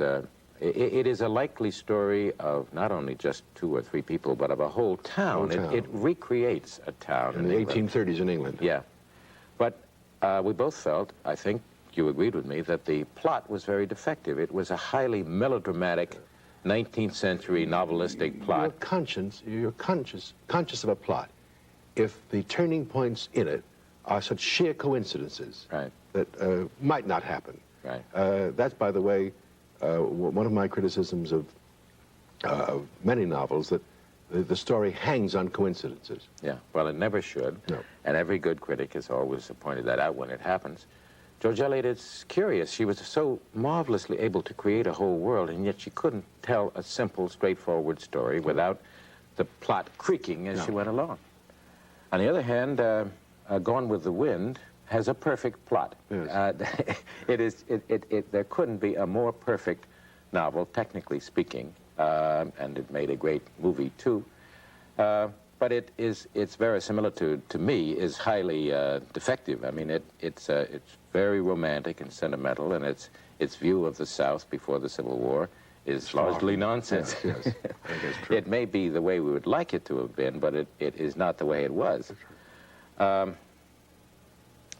War and Peace, I think, satisfies both criteria, doesn't it? For me, it does perfectly. Yeah. Perfectly. It is. So does Tom Jones, as a matter of fact. But War and Peace is true to life, even though we didn't live in Russia at the beginning of the 90s. The plot unfolds the way a stream runs downhill. And you're never conscious of the plot. Totally You're not even conscious of the author's language somehow or other. That, by the way, is the highest praise you can give any author. Yes, I think so. If his writing is so perfect that you're unaware of it. But at the same time, there's a problem that many readers have with War and Peace, and that is the enormous cast of characters. In the first chapter of War and Peace, about 30 people are introduced to the reader. Their names are strange, they're Russian names. But Charles, all of us go to cocktail parties. You walk into a large room filled with people with glasses in their hands. You are introduced to them quickly. You don't remember their names, but if you stay around long enough, you gradually become acquainted with them. So in a novel like War and Peace, you mustn't be upset by that overwhelming cast of characters at the beginning. You stay around with them. And as you live through that novel, you gradually become acquainted with those characters exactly as you become acquainted with people that you meet in ordinary life. Or on moving to a new town. Yes, precisely. When you first move there, you don't know who your neighbors are, you don't know who's going to be important to you. But as you live there for 3 months, 6 months, a year, 5 years... They sort themselves out. They sort themselves out. Well, a good author of a novel can be depended upon to bring to the fore the people who are important. So I never worry if I don't remember the name of a character at the beginning. I would never stop reading a novel. Oh, no, that'd be because I didn't know who the people were. So one of the things that a good reader does in reading a work of fiction is to judge it critically from these points of view, these 2 points of view. But he also is, I think, required to be able to say in very short compass what the book as a whole is about. That is to state its plot in the simplest terms. Could you state the plot of the Odyssey, for example, in a couple of sentences? I could, but Aristotle did it better than I can, I think. Let me read you Aristotle's summary in a few sentences of the plot of the whole Odyssey. He says, a certain man is absent from home for many years. He is jealously watched by Poseidon, the god of the sea, and left desolate. Meanwhile, his home is in a wretched plight. Suitors are wasting his substance and plotting against his son. At length, tempest-tossed, he himself arrives and makes certain persons acquainted with him. He attacks the suitors with his own hand and is himself preserved while he destroys them. That's pretty good, except that it's too long. It's too long. It's a little too long. You didn't have to mention Poseidon. No. All you'd have to say is that he's away from home. People, in his absence, try to destroy his house. He comes home and single-handed, or with the help of his son, overcomes them and lives happily ever after. The only thing that leaves out is, it took 9 years to get there. Yeah. And one of the great questions was how anxious he was to get home. Yeah. Did all those adventures really delay him, or did he himself employ delaying tactics in getting home? And of course, the important thing to remember there is that he was spending those 9 years with a lady named Calypso. I think the shortest summary of the plot was given for me once by our mutual friend, Clifton Fadiman. He and I were discussing Tom Jones with a class of students, and Fadiman said, plot is very simple. Boy meets girl, boy wants girl, boy gets girl. Yeah. Hamlet could be, I think, that the longest play that Shakespeare wrote by far. It's 3 times as long as Macbeth, but it could be summed up very simply in that a son learns that his father has been murdered, discovers who the murderer is, fails to kill him in time, and therefore dies himself. Now that's interesting, because a number of times in which I've read Hamlet with a seminar, great books, I've always asked one question that's almost taken 2 hours for everybody in the class to answer. I say, tell me the story. Mm-hmm. And not just the plot, not summarize the plot, but begin at the beginning and tell the story. And you can never get 20 people to agree about what happens in Hamlet. Mm-hmm. As they tell the story, they're not telling the story simply, but adding their interpretation of motive, interest, thought, and of course people differ about those interpretations. Yeah, the reason why it's important to be able to state the plot of a novel or a play is because that's the first question that a reader always have to ask. What's it about? Yeah. And that applies to imaginative literature as well as it applies to expository literature. Let me do it for expository literature. Just as we did it for Tom Jones or Odyssey, I'd say take the whole of Aristotle's Ethics. It's a book about the pursuit of happiness, about the conditions of this pursuit, and how virtue is indispensable for happiness. Yeah. That's the whole book, isn't it? That's beautiful. Yeah. That takes a lot of reading and a lot of thinking to be able to But that's what you must do about a book. To distill. How long is that book? 300 pages? 300 pages, yes. Yeah, something like that, into 3 sentences. Now, a novel doesn't always simply entertain us with a story. It sometimes attempts to do other things as well, to teach us something about the world, to promote a certain view of reality or of social and economic conditions. It must not blatantly instruct. No, it must not, but it often does instruct, and a good reader of it is docile with respect to it. He allows it to instruct him as well as to entertain him. Gulliver's Travels, for example, is a marvelous story. It's a great satire, isn't it? Yes, well, it's a novel. It's a satirical novel or a novelistic satire, but at the same time, it has a view of the way things are and the way things should be that Swift is very clearly trying to tell us. There, it seems to me, you're much more conscious of the author's thought than you are of the story. Right. The story is a vehicle for his expressing his thought. You know, Ibsen was accused of writing problem plays. In our day, there are problem novels. Grapes of Wrath, for example, doesn't move. I mean, I don't like a novel to be a sociological tract or a reformist doctrine. I don't like a novelist to be a social reformer, as I think, in this case, the Grapes of Wrath tried to be. But when you come to a novel like Uncle Tom's Cabin, for example, that's a tract. Harriet Beecher Stowe, that is just a tract. Yeah. By the way, it has a great plot. It's melodramatic, but it is a plot that has captured people's attention for 100 years. It's the all-time most favorite play, you know, the play made out of Uncle Tom's Cabin, all-time most favorite play in American history. It had an enormous effect because sometimes books, novels that are written from this point of view with a doctrine embedded in the story, with a preachment, yes, have practical effects. And no question about it. President Lincoln said to Mrs. Stowe when he met her, "So you're the little woman that made the Great War," because there was a sense in which the Civil War came about because of the enormous impact of that story on the North. There are other novels that preach in this way. Upton Sinclair's The Jungle is a very famous example of this. Sinclair wrote a novel about the packing house industry in Chicago in around 1900, and within the novel was so graphic and so terrible in its description of what was actually done in the slaughterhouses that within 4 or 5 years laws have been passed making illegal what he described. But it's not really a very good story. 1984 is a better story. It clearly has a doctrine. The fearful thing about that is that although we see what Orwell was predicting would happen in only a decade from now, we wonder whether it won't happen whether we know whether we object or not. As a matter of fact, what I just said about War and Peace is interesting because obviously Tolstoy is not satisfied just to tell a story. He does want to instruct us about history and the character of war and peace. But he does it quite consciously and clearly. Those prefaces to the chapters or the parts of the book are explicitly an attempt to say what he thinks, and then the story resumes itself. And you're never disturbed by that, it seems to me. Essentially, though, in the long run, what the most important thing a novel must do is to teach you not about exterior reality, about yourself. Yes, about yourself. Yes. And that's why, by the way, that I enjoyed Moby Dick. Not that anything like a whale, but somehow I don't completely identify with Captain Ahab, but that novel makes me look at myself and my own illusions about life as few other stories do. Oh, it's a profound story. It's a great treatise on whaling. Yes, that is it. And it is a great treatise on madness also. But it's much more than that, because we don't have to be whalers and we don't have to be mad to recognize that, as you say, Captain Ahab is ourselves, that all of us have got some kind of white whale in our conscious or unconscious in our dreams, and we're seeking it and trying to capture it and kill it. Avoid being destroyed by it. And avoid, yeah. You know, Socrates said that an unexamined life is not worth living.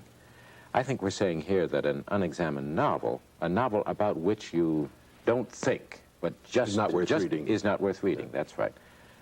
You must involve yourself with it. You must let it work on you, but at the same time, your mind must remain active. You must read it both actively and passionately. Not passively, but passionately. I think that's a very good point.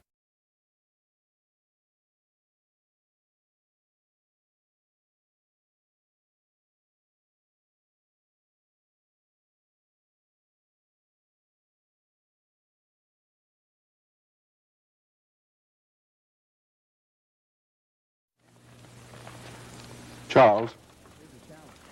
Your father once wrote a poem about me. It is called Philosopher at Large, and it is dedicated to Mortimer Adler.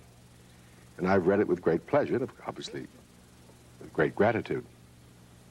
But it puzzles me, because I'm not sure I understand it.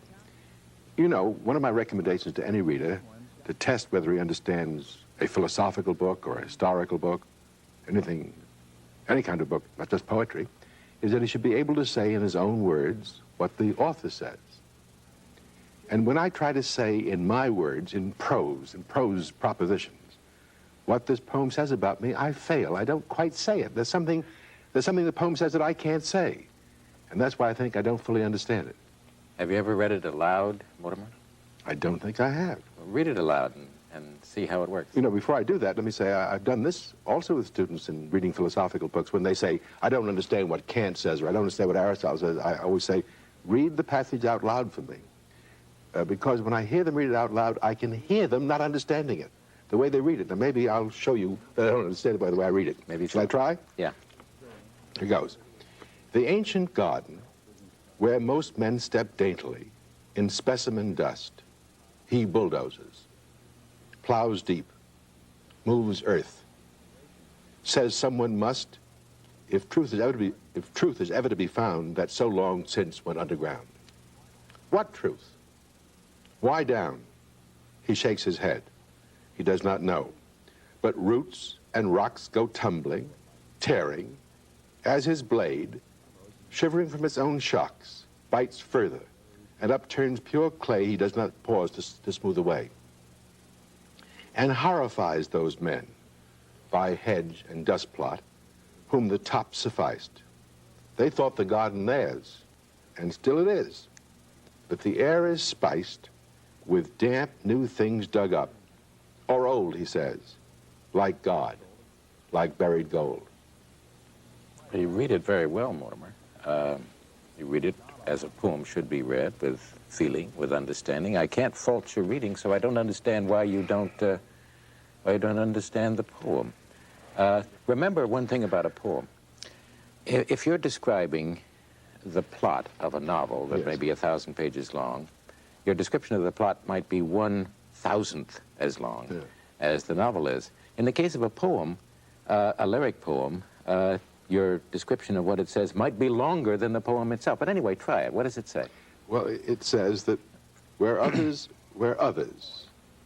are satisfied with the superficial understanding of what the thought of mankind has been, I dig deeper than they. I bulldoze, I plow deep, and bring up a gold they did not know was buried there. Is that? How do you read the line, in specimen dust? Glad you asked. Those are the words I don't understand. What does he mean by specimen dust? Well, that's the key to the poem. That's really? That's the key word. That may be why I don't understand and the word is used later on, too. Let me see it. What does he mean by specimen? The ancient garden where most men step daintily in specimen dust, he bulldozes. And that's the conflict, that's the striking, shocking thing that my father always thought that you did. It's as though most men consider the past as a kind of museum. Oh, specimen. And with specimens in it, specimens of animals or specimens of Greek columns or something like that. And you have the effrontery to go in with your bulldozer, because you have, when he says, but roots and rocks go tumbling, tearing as his blade, shivering from its own shocks, bites farther. And my father was thinking of a bulldozer tearing through a garden, tearing through a museum. I hadn't thought about that. And that's a terrible thing for a man to do. But it is what he always thought you did. He admired you enormously for it. But he understood why other men, viewing the past of philosophy as a kind of museum, were shocked by what you did. That's very extraordinary, because those were the words, as I read that I didn't understand. I thought they might be. I'll read you another poem. Please. Which you know very well, which everybody knows very well, which every English child learns by heart in school, as a matter of fact, and yet which I think 99% of all readers misunderstand. It's the poem by Wordsworth, composed upon Westminster Bridge. One of my favorite sonnets. September 3, 1802. He's looking at the city of London. Earth has not anything to show more fair. Dull would he be of soul who could pass by a sight so touching in its majesty. This city now doth like a garment wear the beauty of the morning. Silent, bare, ships, towers, domes, theaters, and temples lie open unto the fields and to the sky, all bright and glittering in the smokeless air. Never did sun more beautifully steep in his first splendor valley, rock, or hill. Ne'er saw I, never felt a calm so deep. The river glideth at his own sweet will. Dear God, the very houses seem asleep, and all that mighty heart is lying still. And that's a lovely poem. What does it say? What is the profound irony in it, Mortimer? That this city, this great city that Wordsworth loves and expresses his love for in the first 12 lines, I don't think he does express his love for this city. I think he expresses his hatred and abomination of this city in the first 12 lines, and that's what the irony of the poem is. well, where do you find hatred and abomination? I can't find it at The all. city is beautiful, Mortimer, because it's asleep. The city, which is an abomination upon the countryside, with its smoke that fills the air, with its noise, its turmoil, its chaos that disturbs the nature that it has invaded. But in the early morning, when it's not alive, not awake. When it's not itself, it is beautiful. Oh, I see. Because it reminds the poet of what this valley of the Thames would look like if the city were not there. I'm sorry to say that though I've read that poem many, many times and enjoyed it, I've never understood it before. But isn't that true? Isn't Absolutely it clearly yes. true that that's what he is saying? Also, it's true in terms of what one knows about Wordsworth. Exactly, exactly. But I...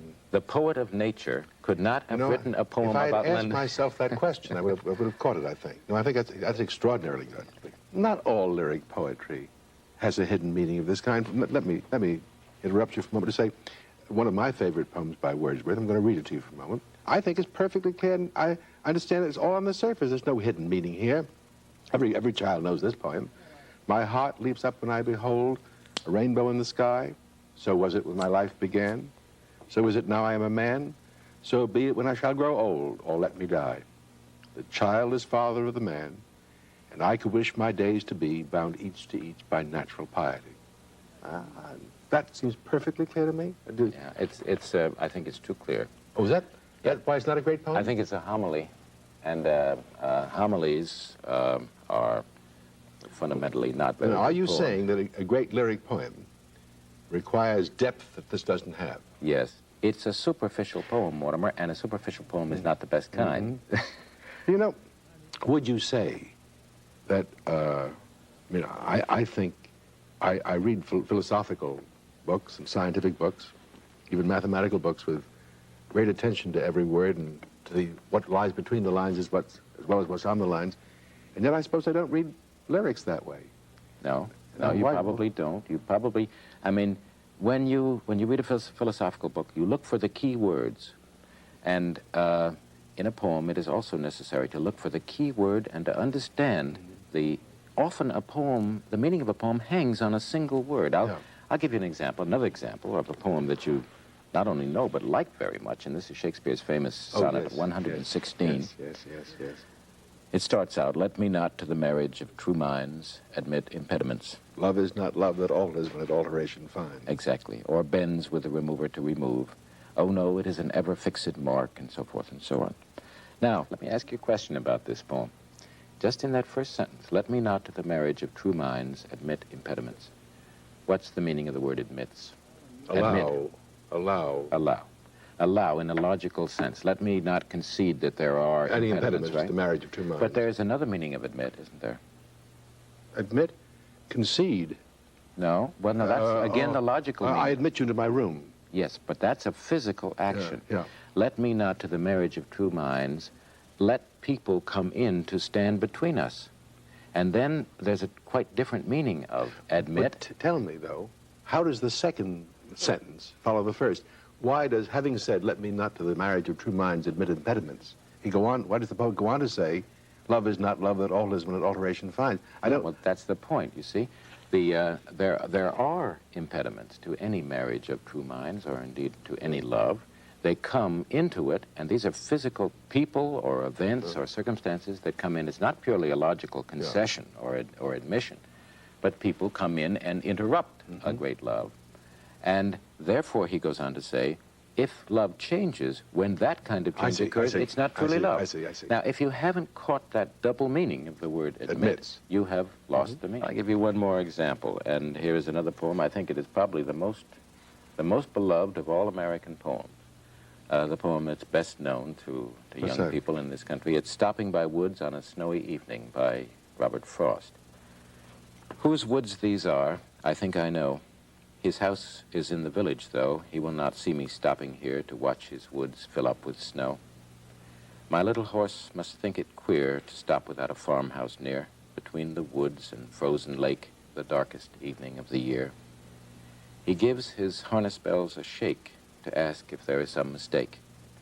The only other sounds the sweep of easy wind and downy flake. Those were my father's favorite lines in all of Frost. The woods are lovely, dark, and deep, but I have promises to keep, and miles to go before I sleep, and miles to go before I sleep. Now there is just as profound irony or ambiguity or problem in this poem as there is in the Wordsworth one. Yeah, and the way to identify it is to say, what is the difference between the poet's desire and his message? His message is, pretty clearly, that I have promises to keep and miles to go before I sleep. I must get on and go on with the business of life and so forth. But what is his desire as expressed in the poem? To stay in the woods? Yes, but what does the word sleep mean? I don't know. I think to die. Sleep means two things. It has meant two things for poets for 2,500 years. It means both the sleep from which you awake and the sleep from which you do not awake, that is death. And Frost wrote this poem in a period of a very great unhappiness and almost despair. And this poem that is sentimentally viewed as a kind of paean to life and an invitation to life has truly and genuinely at its heart this frightful vision of the attraction of death. Of course, what we're emphasizing here in what we're saying about this Frost poem is the necessity of reading a poem over and over again, out loud, and then to yourself, and then out loud once more, because you must find that key word on which the meaning of the poem hangs. And in the case of Stopping by Woods on a Snowy Evening, I'm sure it's the last word.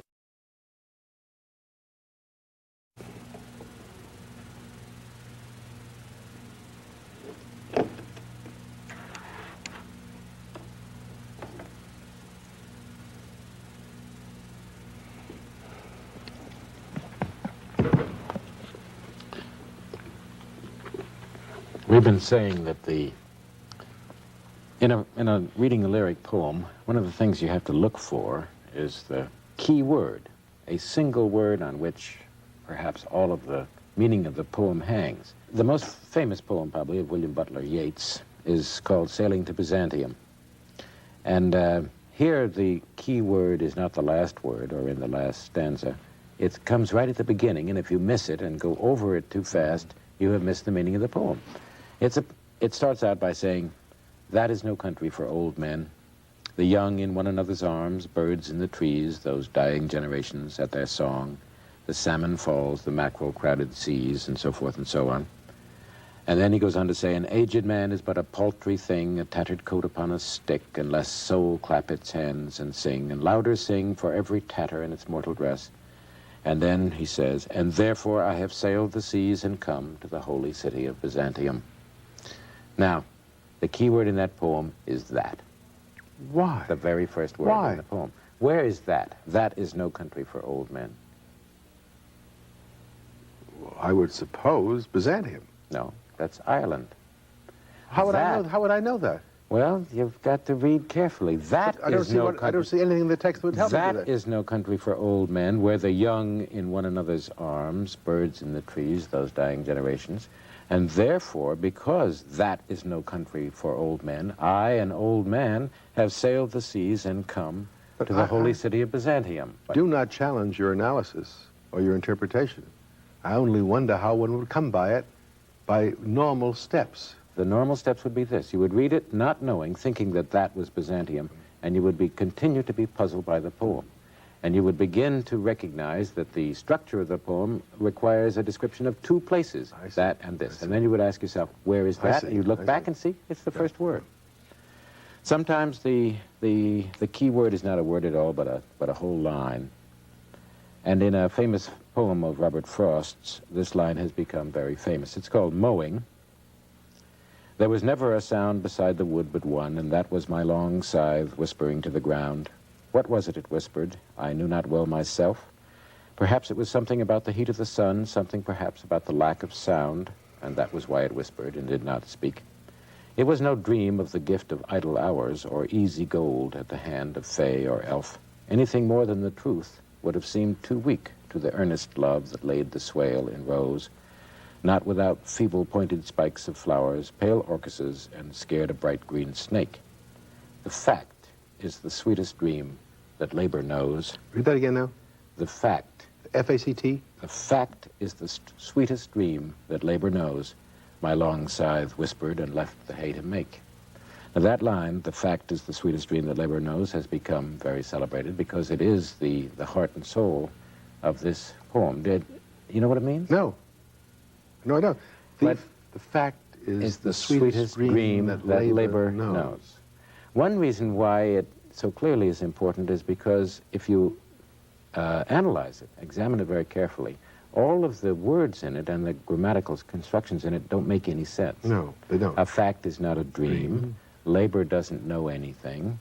Labor doesn't know a dream, which is in turn a fact, and so forth and so on. Hence? And yet there is a meaning to the statement, isn't there? Well, with regard to I don't labor, doubt it, but I don't know what it is. With regard to labor, when you're working, the most satisfying thing about work is the work that you do. It is not the work that you have done.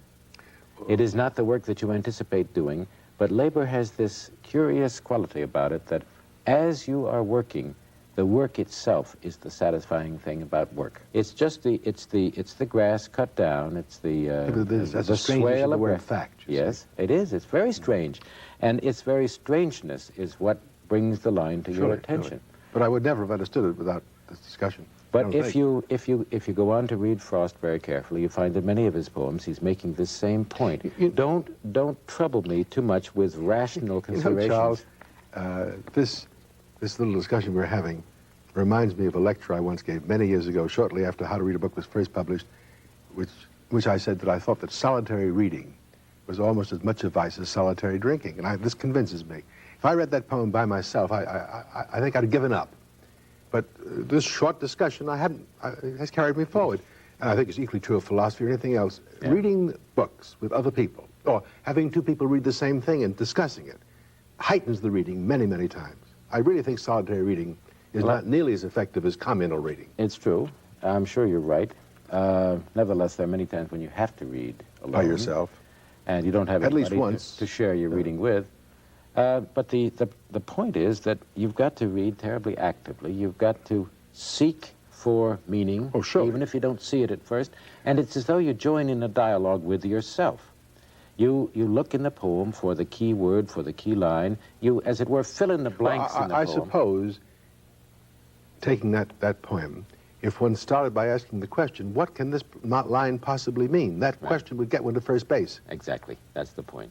And you do something for the poem that the poem, on the surface at least, doesn't do for you. Correct. You have to put yourself into it.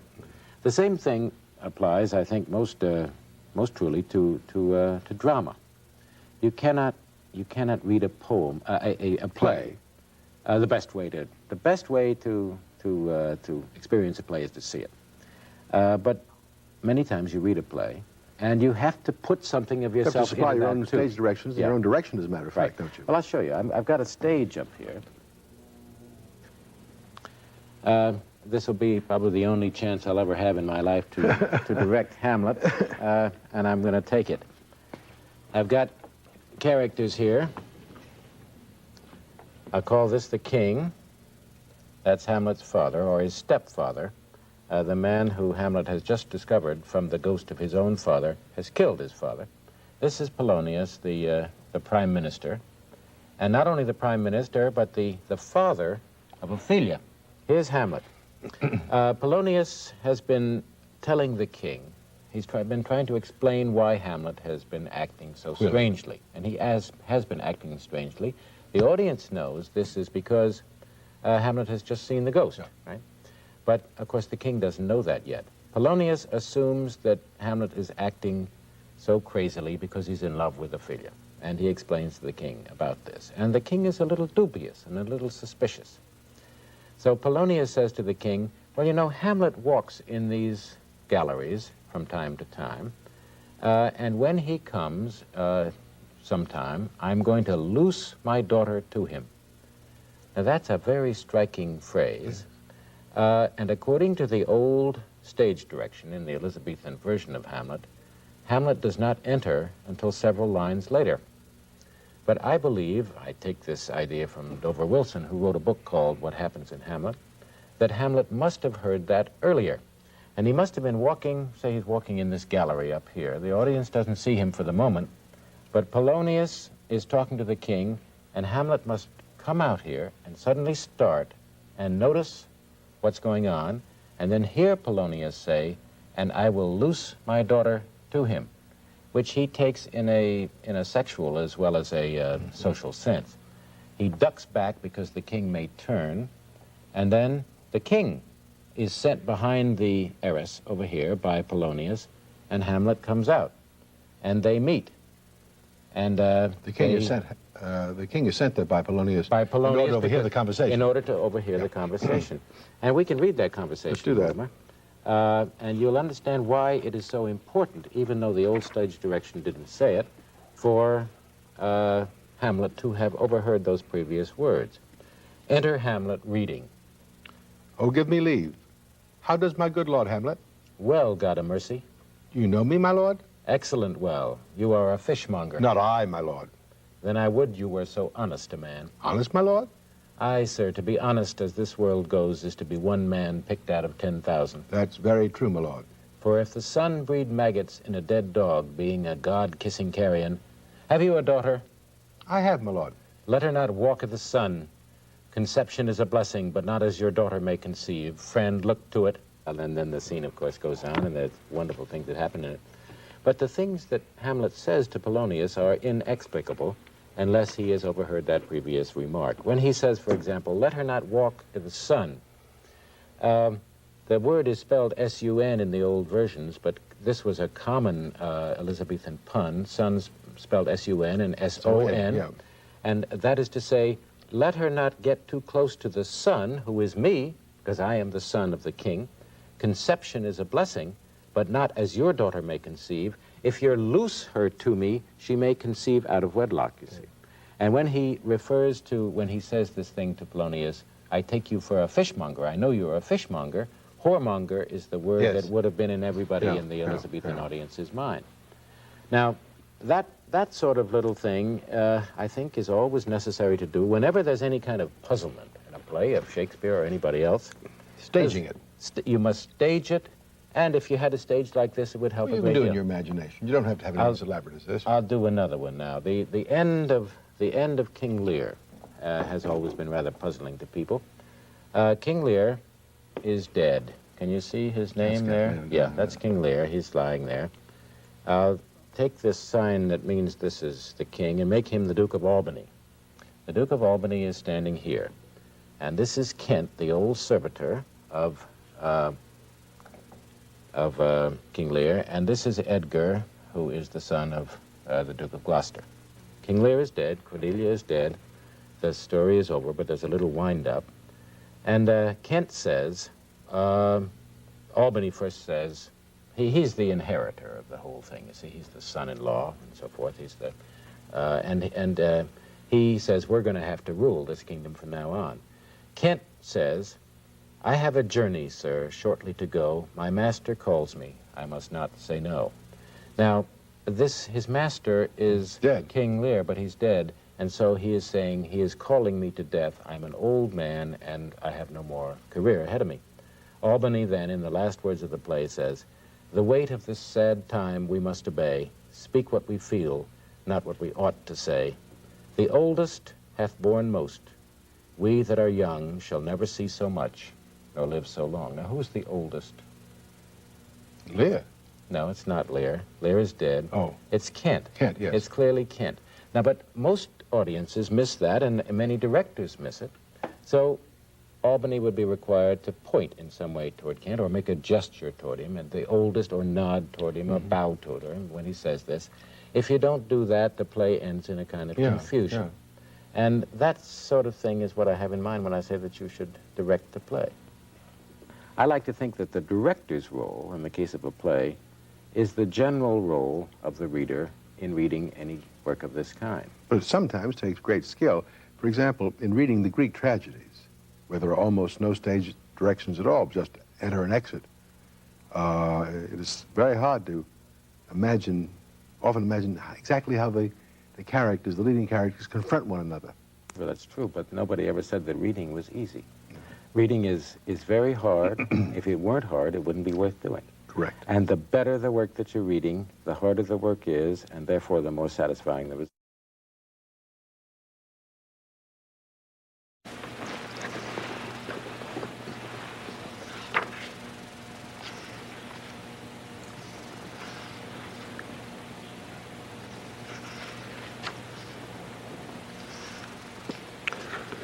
Recently, I read a book by Josephine Tay called The Daughter of Time. Oh, yeah. It's a novel. In fact, it's a detective story, and I read it as a detective story for pleasure. And then suddenly my mind was caught in a problem I never thought about before. Yeah, I know. The book presents a totally different theory about one of the great English kings, Richard III, than the one I was acquainted with from reading Shakespeare's play, Richard III, or reading the ordinary history books about Richard III, which make him out to be a villain. Yeah. Really quite a villain. The crookback, Richard Crookback, That's with right. his hunchback and his villainous... Even questionable whether he had a hunchback.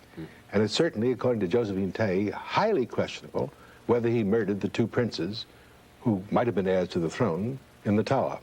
In fact, she amasses a great deal of evidence and very cogent arguments to show that it was not Richard III, but the first Tudor king, Henry VII, his rival, in a sense, the man who made him abdicate or killed him, led to his assassination. Well, after all, I can't take Josephine Tay as a serious historian, and so what I would do is to read books on both sides of this question, look at the evidence amassed pro and con, and I would be in the best position to make my own mind up. Everyone has to make his own mind up at a question of this kind as to whether or not Richard III is the hunchback villain or the good king. Right, and this would be a different kind of reading from any kind of reading we've been talking about Absolutely. before. Because it's, you know, at the time that How to Read a Book was first published, some wag wanted to take the book off, wrote a book called How to Read Two Books. But that, in effect, that title, which was meant jocularly, is really quite serious, because the art of reading not just two books, but two or more books, a whole set of books on a given subject, is perhaps the highest reach of the whole business of reading. You know, this is really fascinating, Mortimer, because you started out to spend an hour reading a detective story just for pleasure, and you find yourself undertaking the highest and most challenging level and kind of reading that there is, synoptical reading, as we call it, where you read many books on one subject in order to understand, to discover whether they agree or disagree. At the Institute of Philosophical Research, for example, we produced, with a large staff of persons engaged in the work, these 2 volumes on the idea of freedom. That staff, men, women, read over 500 books about freedom, trying to discover whether the same subject is being discussed by all these books. In fact, they discovered there were 5 different subjects to which the word freedom was applied. And then for each of those subjects which they identified, they tried to find out whether the authors who wrote about that subject under the name of freedom agreed or disagreed, and why they disagreed, how they argued about the subject. And these 2 volumes are a kind of map, a kind of chart of the whole terrain of the controversy about freedom.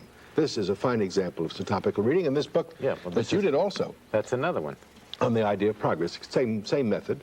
You read a whole series of books, all dealing with the subject of progress, to find out what the range of opinion is, the lines, the patterns of agreement or disagreement, differences of opinion, and whether or not they all focus on one and the same subject or on several subjects. Right. It's a very engaging and exciting undertaking, but elaborate, almost always elaborate. I was just considering the last item in this book, The Idea of Progress, is a 15-page bibliography.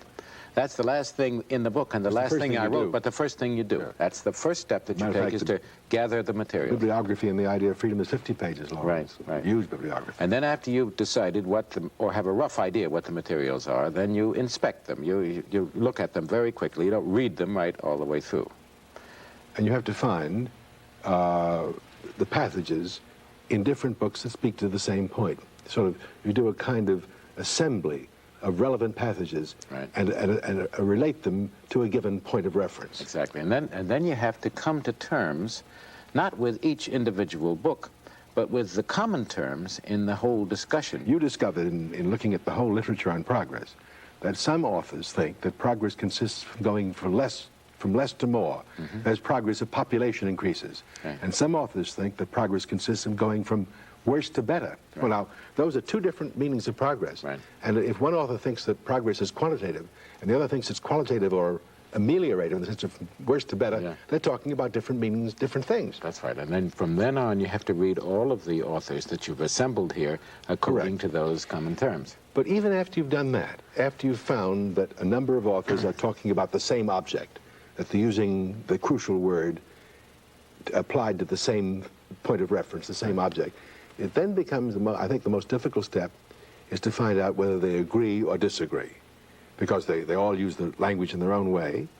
And when you find that they disagree, you've got to find out, if you can, their reasons for disagreeing. Right. Let me give you an illustration of a very narrow case of synoptical reading that I've had some experience with.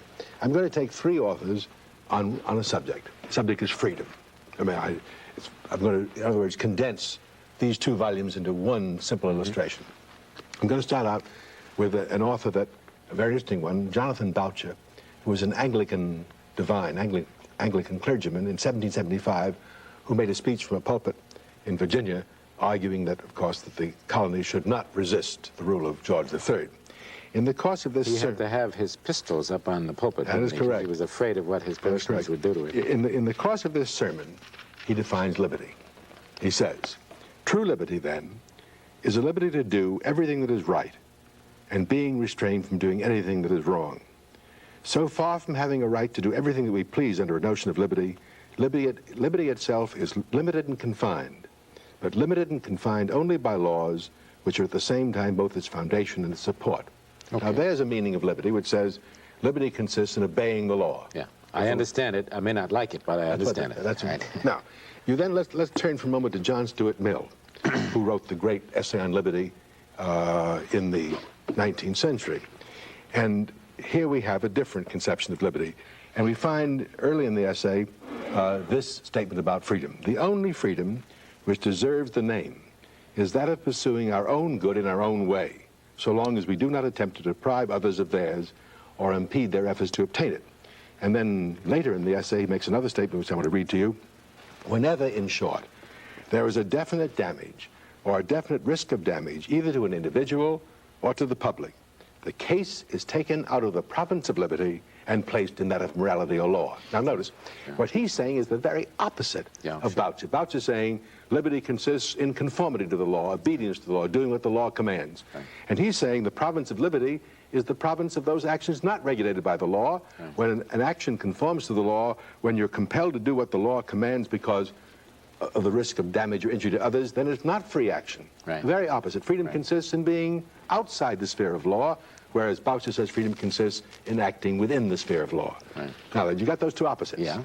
Now, let me give you a third case. John Locke, in the essay on second treatise on civil government, I'll warn you in advance, I'm going to ask you whether Locke agrees with Boucher or agrees with Mill or holds a position somehow in between them. Locke says, "Freedom is not a liberty for everyone to do what he lists, to live as he pleases, and not to be tied by any laws. But a freedom of men under government is to have a standing rule to live by, common to everyone of that society, and made by the legislative power erected in it. A liberty to follow my own will in all things where that rule prescribes not to be subject to the inconstant uncertain, unknown, arbitrary will of another man, as freedom of nature is to be under no other restraint but the law of nature. And just to be sure you've got the full text, let me read you one other passage. For in all the states of created beings, capable of laws, where there is no law, there is no freedom. For liberty is to be free from restraint and violence from others, which cannot be where there is no law, and is not, as we are told, a liberty for every man to do what he lists. Now, does Locke agree with Boucher, or does he agree with Mill? I think he agrees with both of them. Where there's a law, he agrees with Boucher, freedom consists in obeying the law. Where there is no law, where it does not apply, then a man is free to do as he chooses and wishes. That's, I think, correct. Yeah. But what a complex pattern that is, but not nearly as complex as if you brought more and more authors in and saw all the ramifications on the idea of freedom. Yeah, yeah, it's a... But I think it's a fascinating pursuit to discover how men's opinions are related in a complex pattern of agreements and disagreements, partial agreements and partial disagreements on a given subject. And the only way you can find that out is by doing this kind of reading. Mortimer, we should say a word about this term that we use to describe this high, challenging level of reading, synoptical reading. It comes from the book Synopticon, Right. which exists here in 2 volumes. It was called the Synopticon, and we call it an index of the great ideas in the great books. The word Synopticon, of course, is a made-up word. It means a collection of topics. But let me tell you why we created this Synopticon in the first place. When we decided to publish the great books, we thought that people would be helped to read them if they could find out what the great authors from Homer down to Freud had to say on particular subjects. That is, not just read them for pleasure, but read them to understand the pattern of differences of opinion, the agreements and disagreements among the great minds of the whole Western tradition. Great conversation between all the authors. Now, a conversation consists when you and I talk about the same topic. If we're talking about different topics, we're not conversing. Right. So we divided these things into 102 ideas and some 3,000 topics. On each of these 3,000 topics, we put down the great conversation by citing the passages in the great books which discuss that topic. Let me give you an illustration. Are they really talking to each other? No. Is Aristotle really talking to... In fact, that's what's wonderful about it. It's a kind of tour de force. It's acting as if all the great authors were assembled in one room together. We said to you, now, gentlemen and ladies, what do you think about divorce? Or what do you think about capital punishment? Or what do you think about the equality of men and women? I'm going to give you that example. Imagine now, everyone, including the writers of the Old and the New Testament, Plato, Aristotle, Homer, Shakespeare, Freud, John Stuart Mill, Locke, Hobbes. And here, one of the 3,000 topics is the differences between men and women, their equality or inequality. Now, if you were to read, take you hours to do it, of course, all the passages cited here, the remarkable thing you'd find, and I say this because I don't think most women libbers know this, only 2 voices in the whole tradition of Western thought speak out for the equality of men and women. Plato, in the 5th century BC, says that they're completely equal and that all political offices should be equally open to both. And John Stuart Mill, 2,000 years later almost, in 1863, in a book called The Subjection of Women, again speaks out for their political and economic equality. And in between Plato and Mill, no one at all. All the opposite. Women are inferior. Women should be subjected. Well, I don't think Dante would say that women are inferior. You'll be surprised to find that Dante isn't quoted here. Well, he doesn't make an explicit statement in the Divine Comedy, but clearly the exaltation of Beatrice... Women are superior. Women are superior. Not equal. Yeah. Well, as a matter of fact, I think they're all crazy because men and women are equal. They're not, neither one is superior to the other or inferior in general. You're taking sides. Well, I think you always must, you know.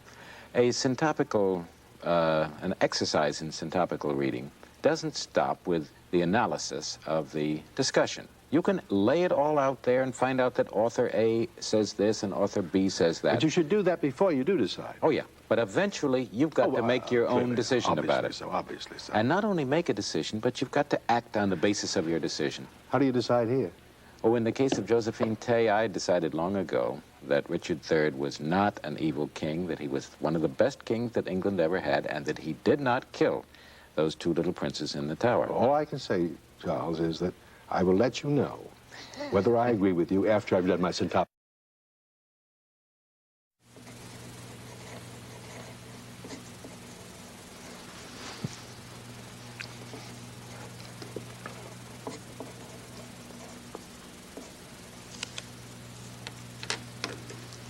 You know, Mortimer, it's an appalling fact, but last year in the United States alone, something like 35,000 to 40,000 separate titles were published. Now, what does a reader who wants to read well and truly and actively do with that enormous mass of reading matter? And what does he do with the 8 million books on the shelves of the Harvard Library? Yeah. In fact, not only can he not read them all, he shouldn't read them all. Thomas Hobbes once said, "If I read as many books as most men do, I would be as dull-witted as they are."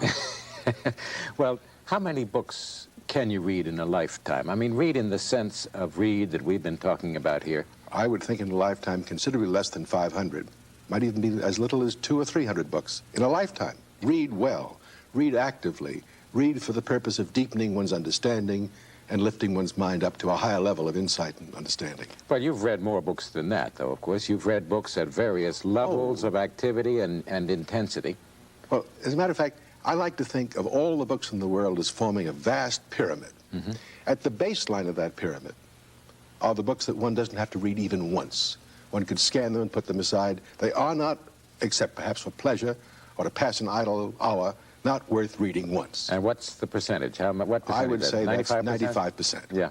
Above the baseline is a second level of the pyramid. Are the books that are good enough, and there are good books, but not great books, good books, good enough to read carefully just once. Mm-hmm. But if you went back to them, you'd find no reward in them at all. They wouldn't hold up. They would not lift your mind any further. They wouldn't reward you. You would have gotten everything out of them the first time reading that they had to offer. Yeah. At a level higher than that, a much smaller number of books, I would say now 2% of all the books that are written are worth reading more than once, 2 or 3 times perhaps. A second time, you would find other facets that you hadn't seen the first time. And you would want to check your insights into the book the first time. But perhaps not more than 2 or 3 times. And then, at the very apex of the pyramid, are the very small number of books, I would guess 100 or less, that would be that are inexhaustible, in the sense that you could read them over and over and over again, any number of times in the course of one's life, always learning more.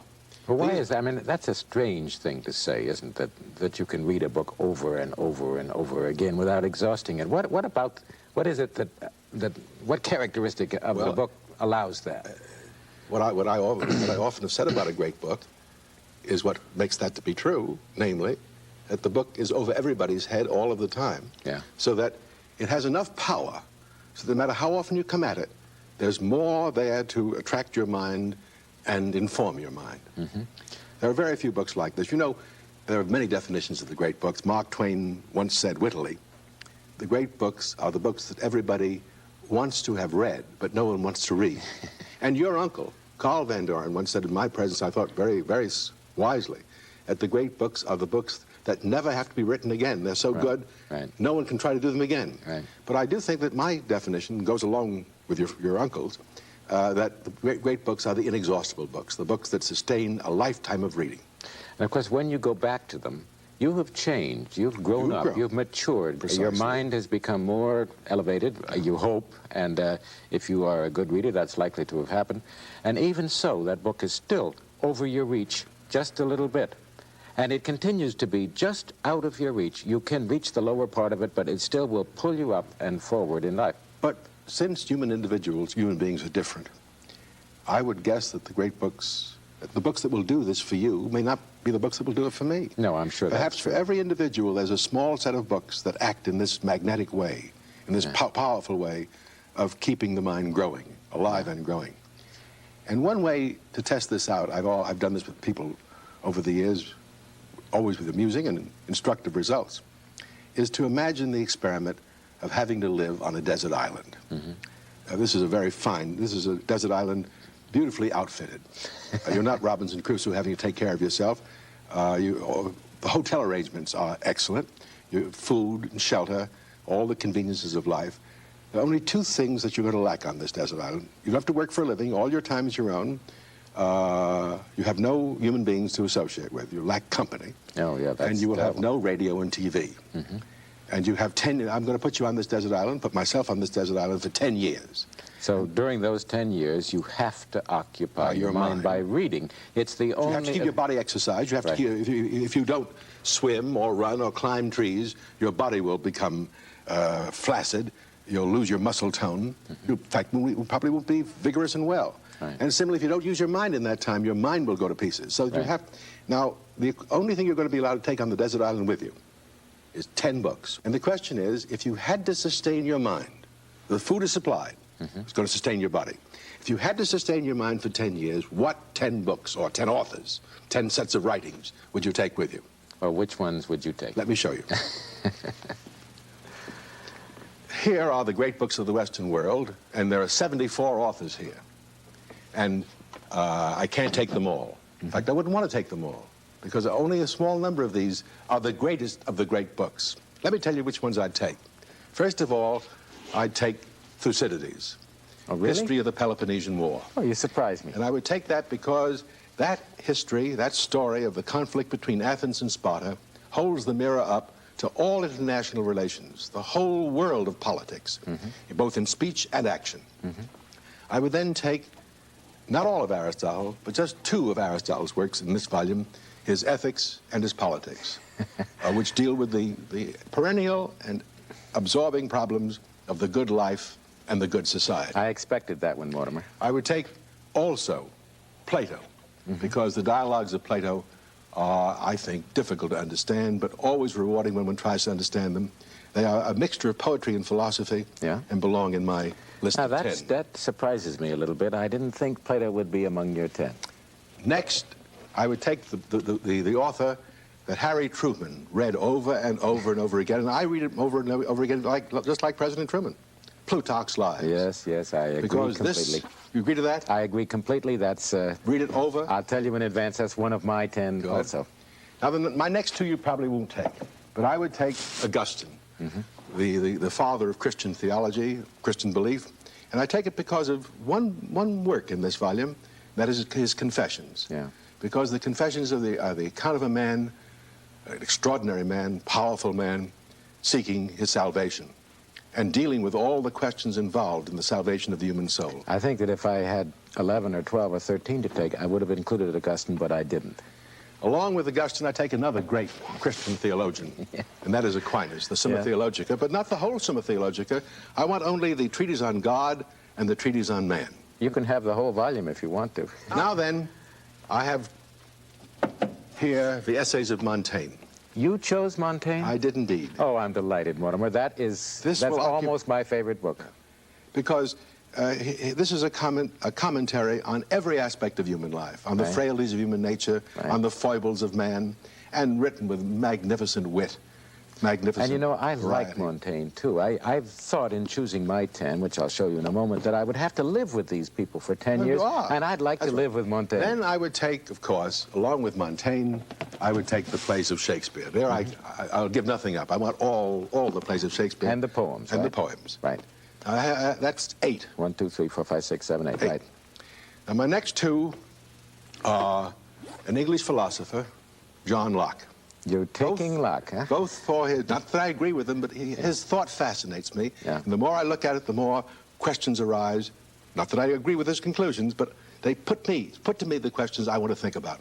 Both his treatise on civil government and his essay on human understanding. And finally, my favorite great book, Tolstoy's War and Peace. There's my 10, and I really think that on this desert island, these 10 books could occupy me for the 10 years. I would be alive with them and growing. Well, I'm impressed. I wasn't surprised about Aristotle. I was surprised about Montaigne, and Montaigne would be one of the ones that I would choose. Shakespeare, too.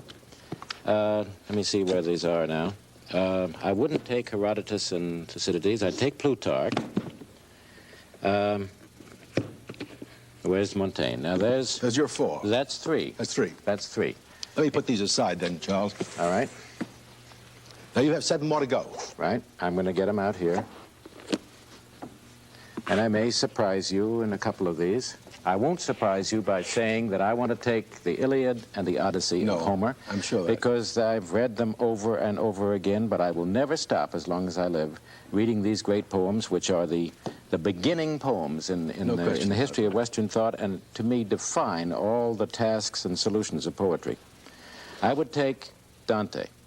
I would take the Divine Comedy. As a matter of fact, I want the complete works of Dante because I want to read the Divine Comedy in the context of all of his other works.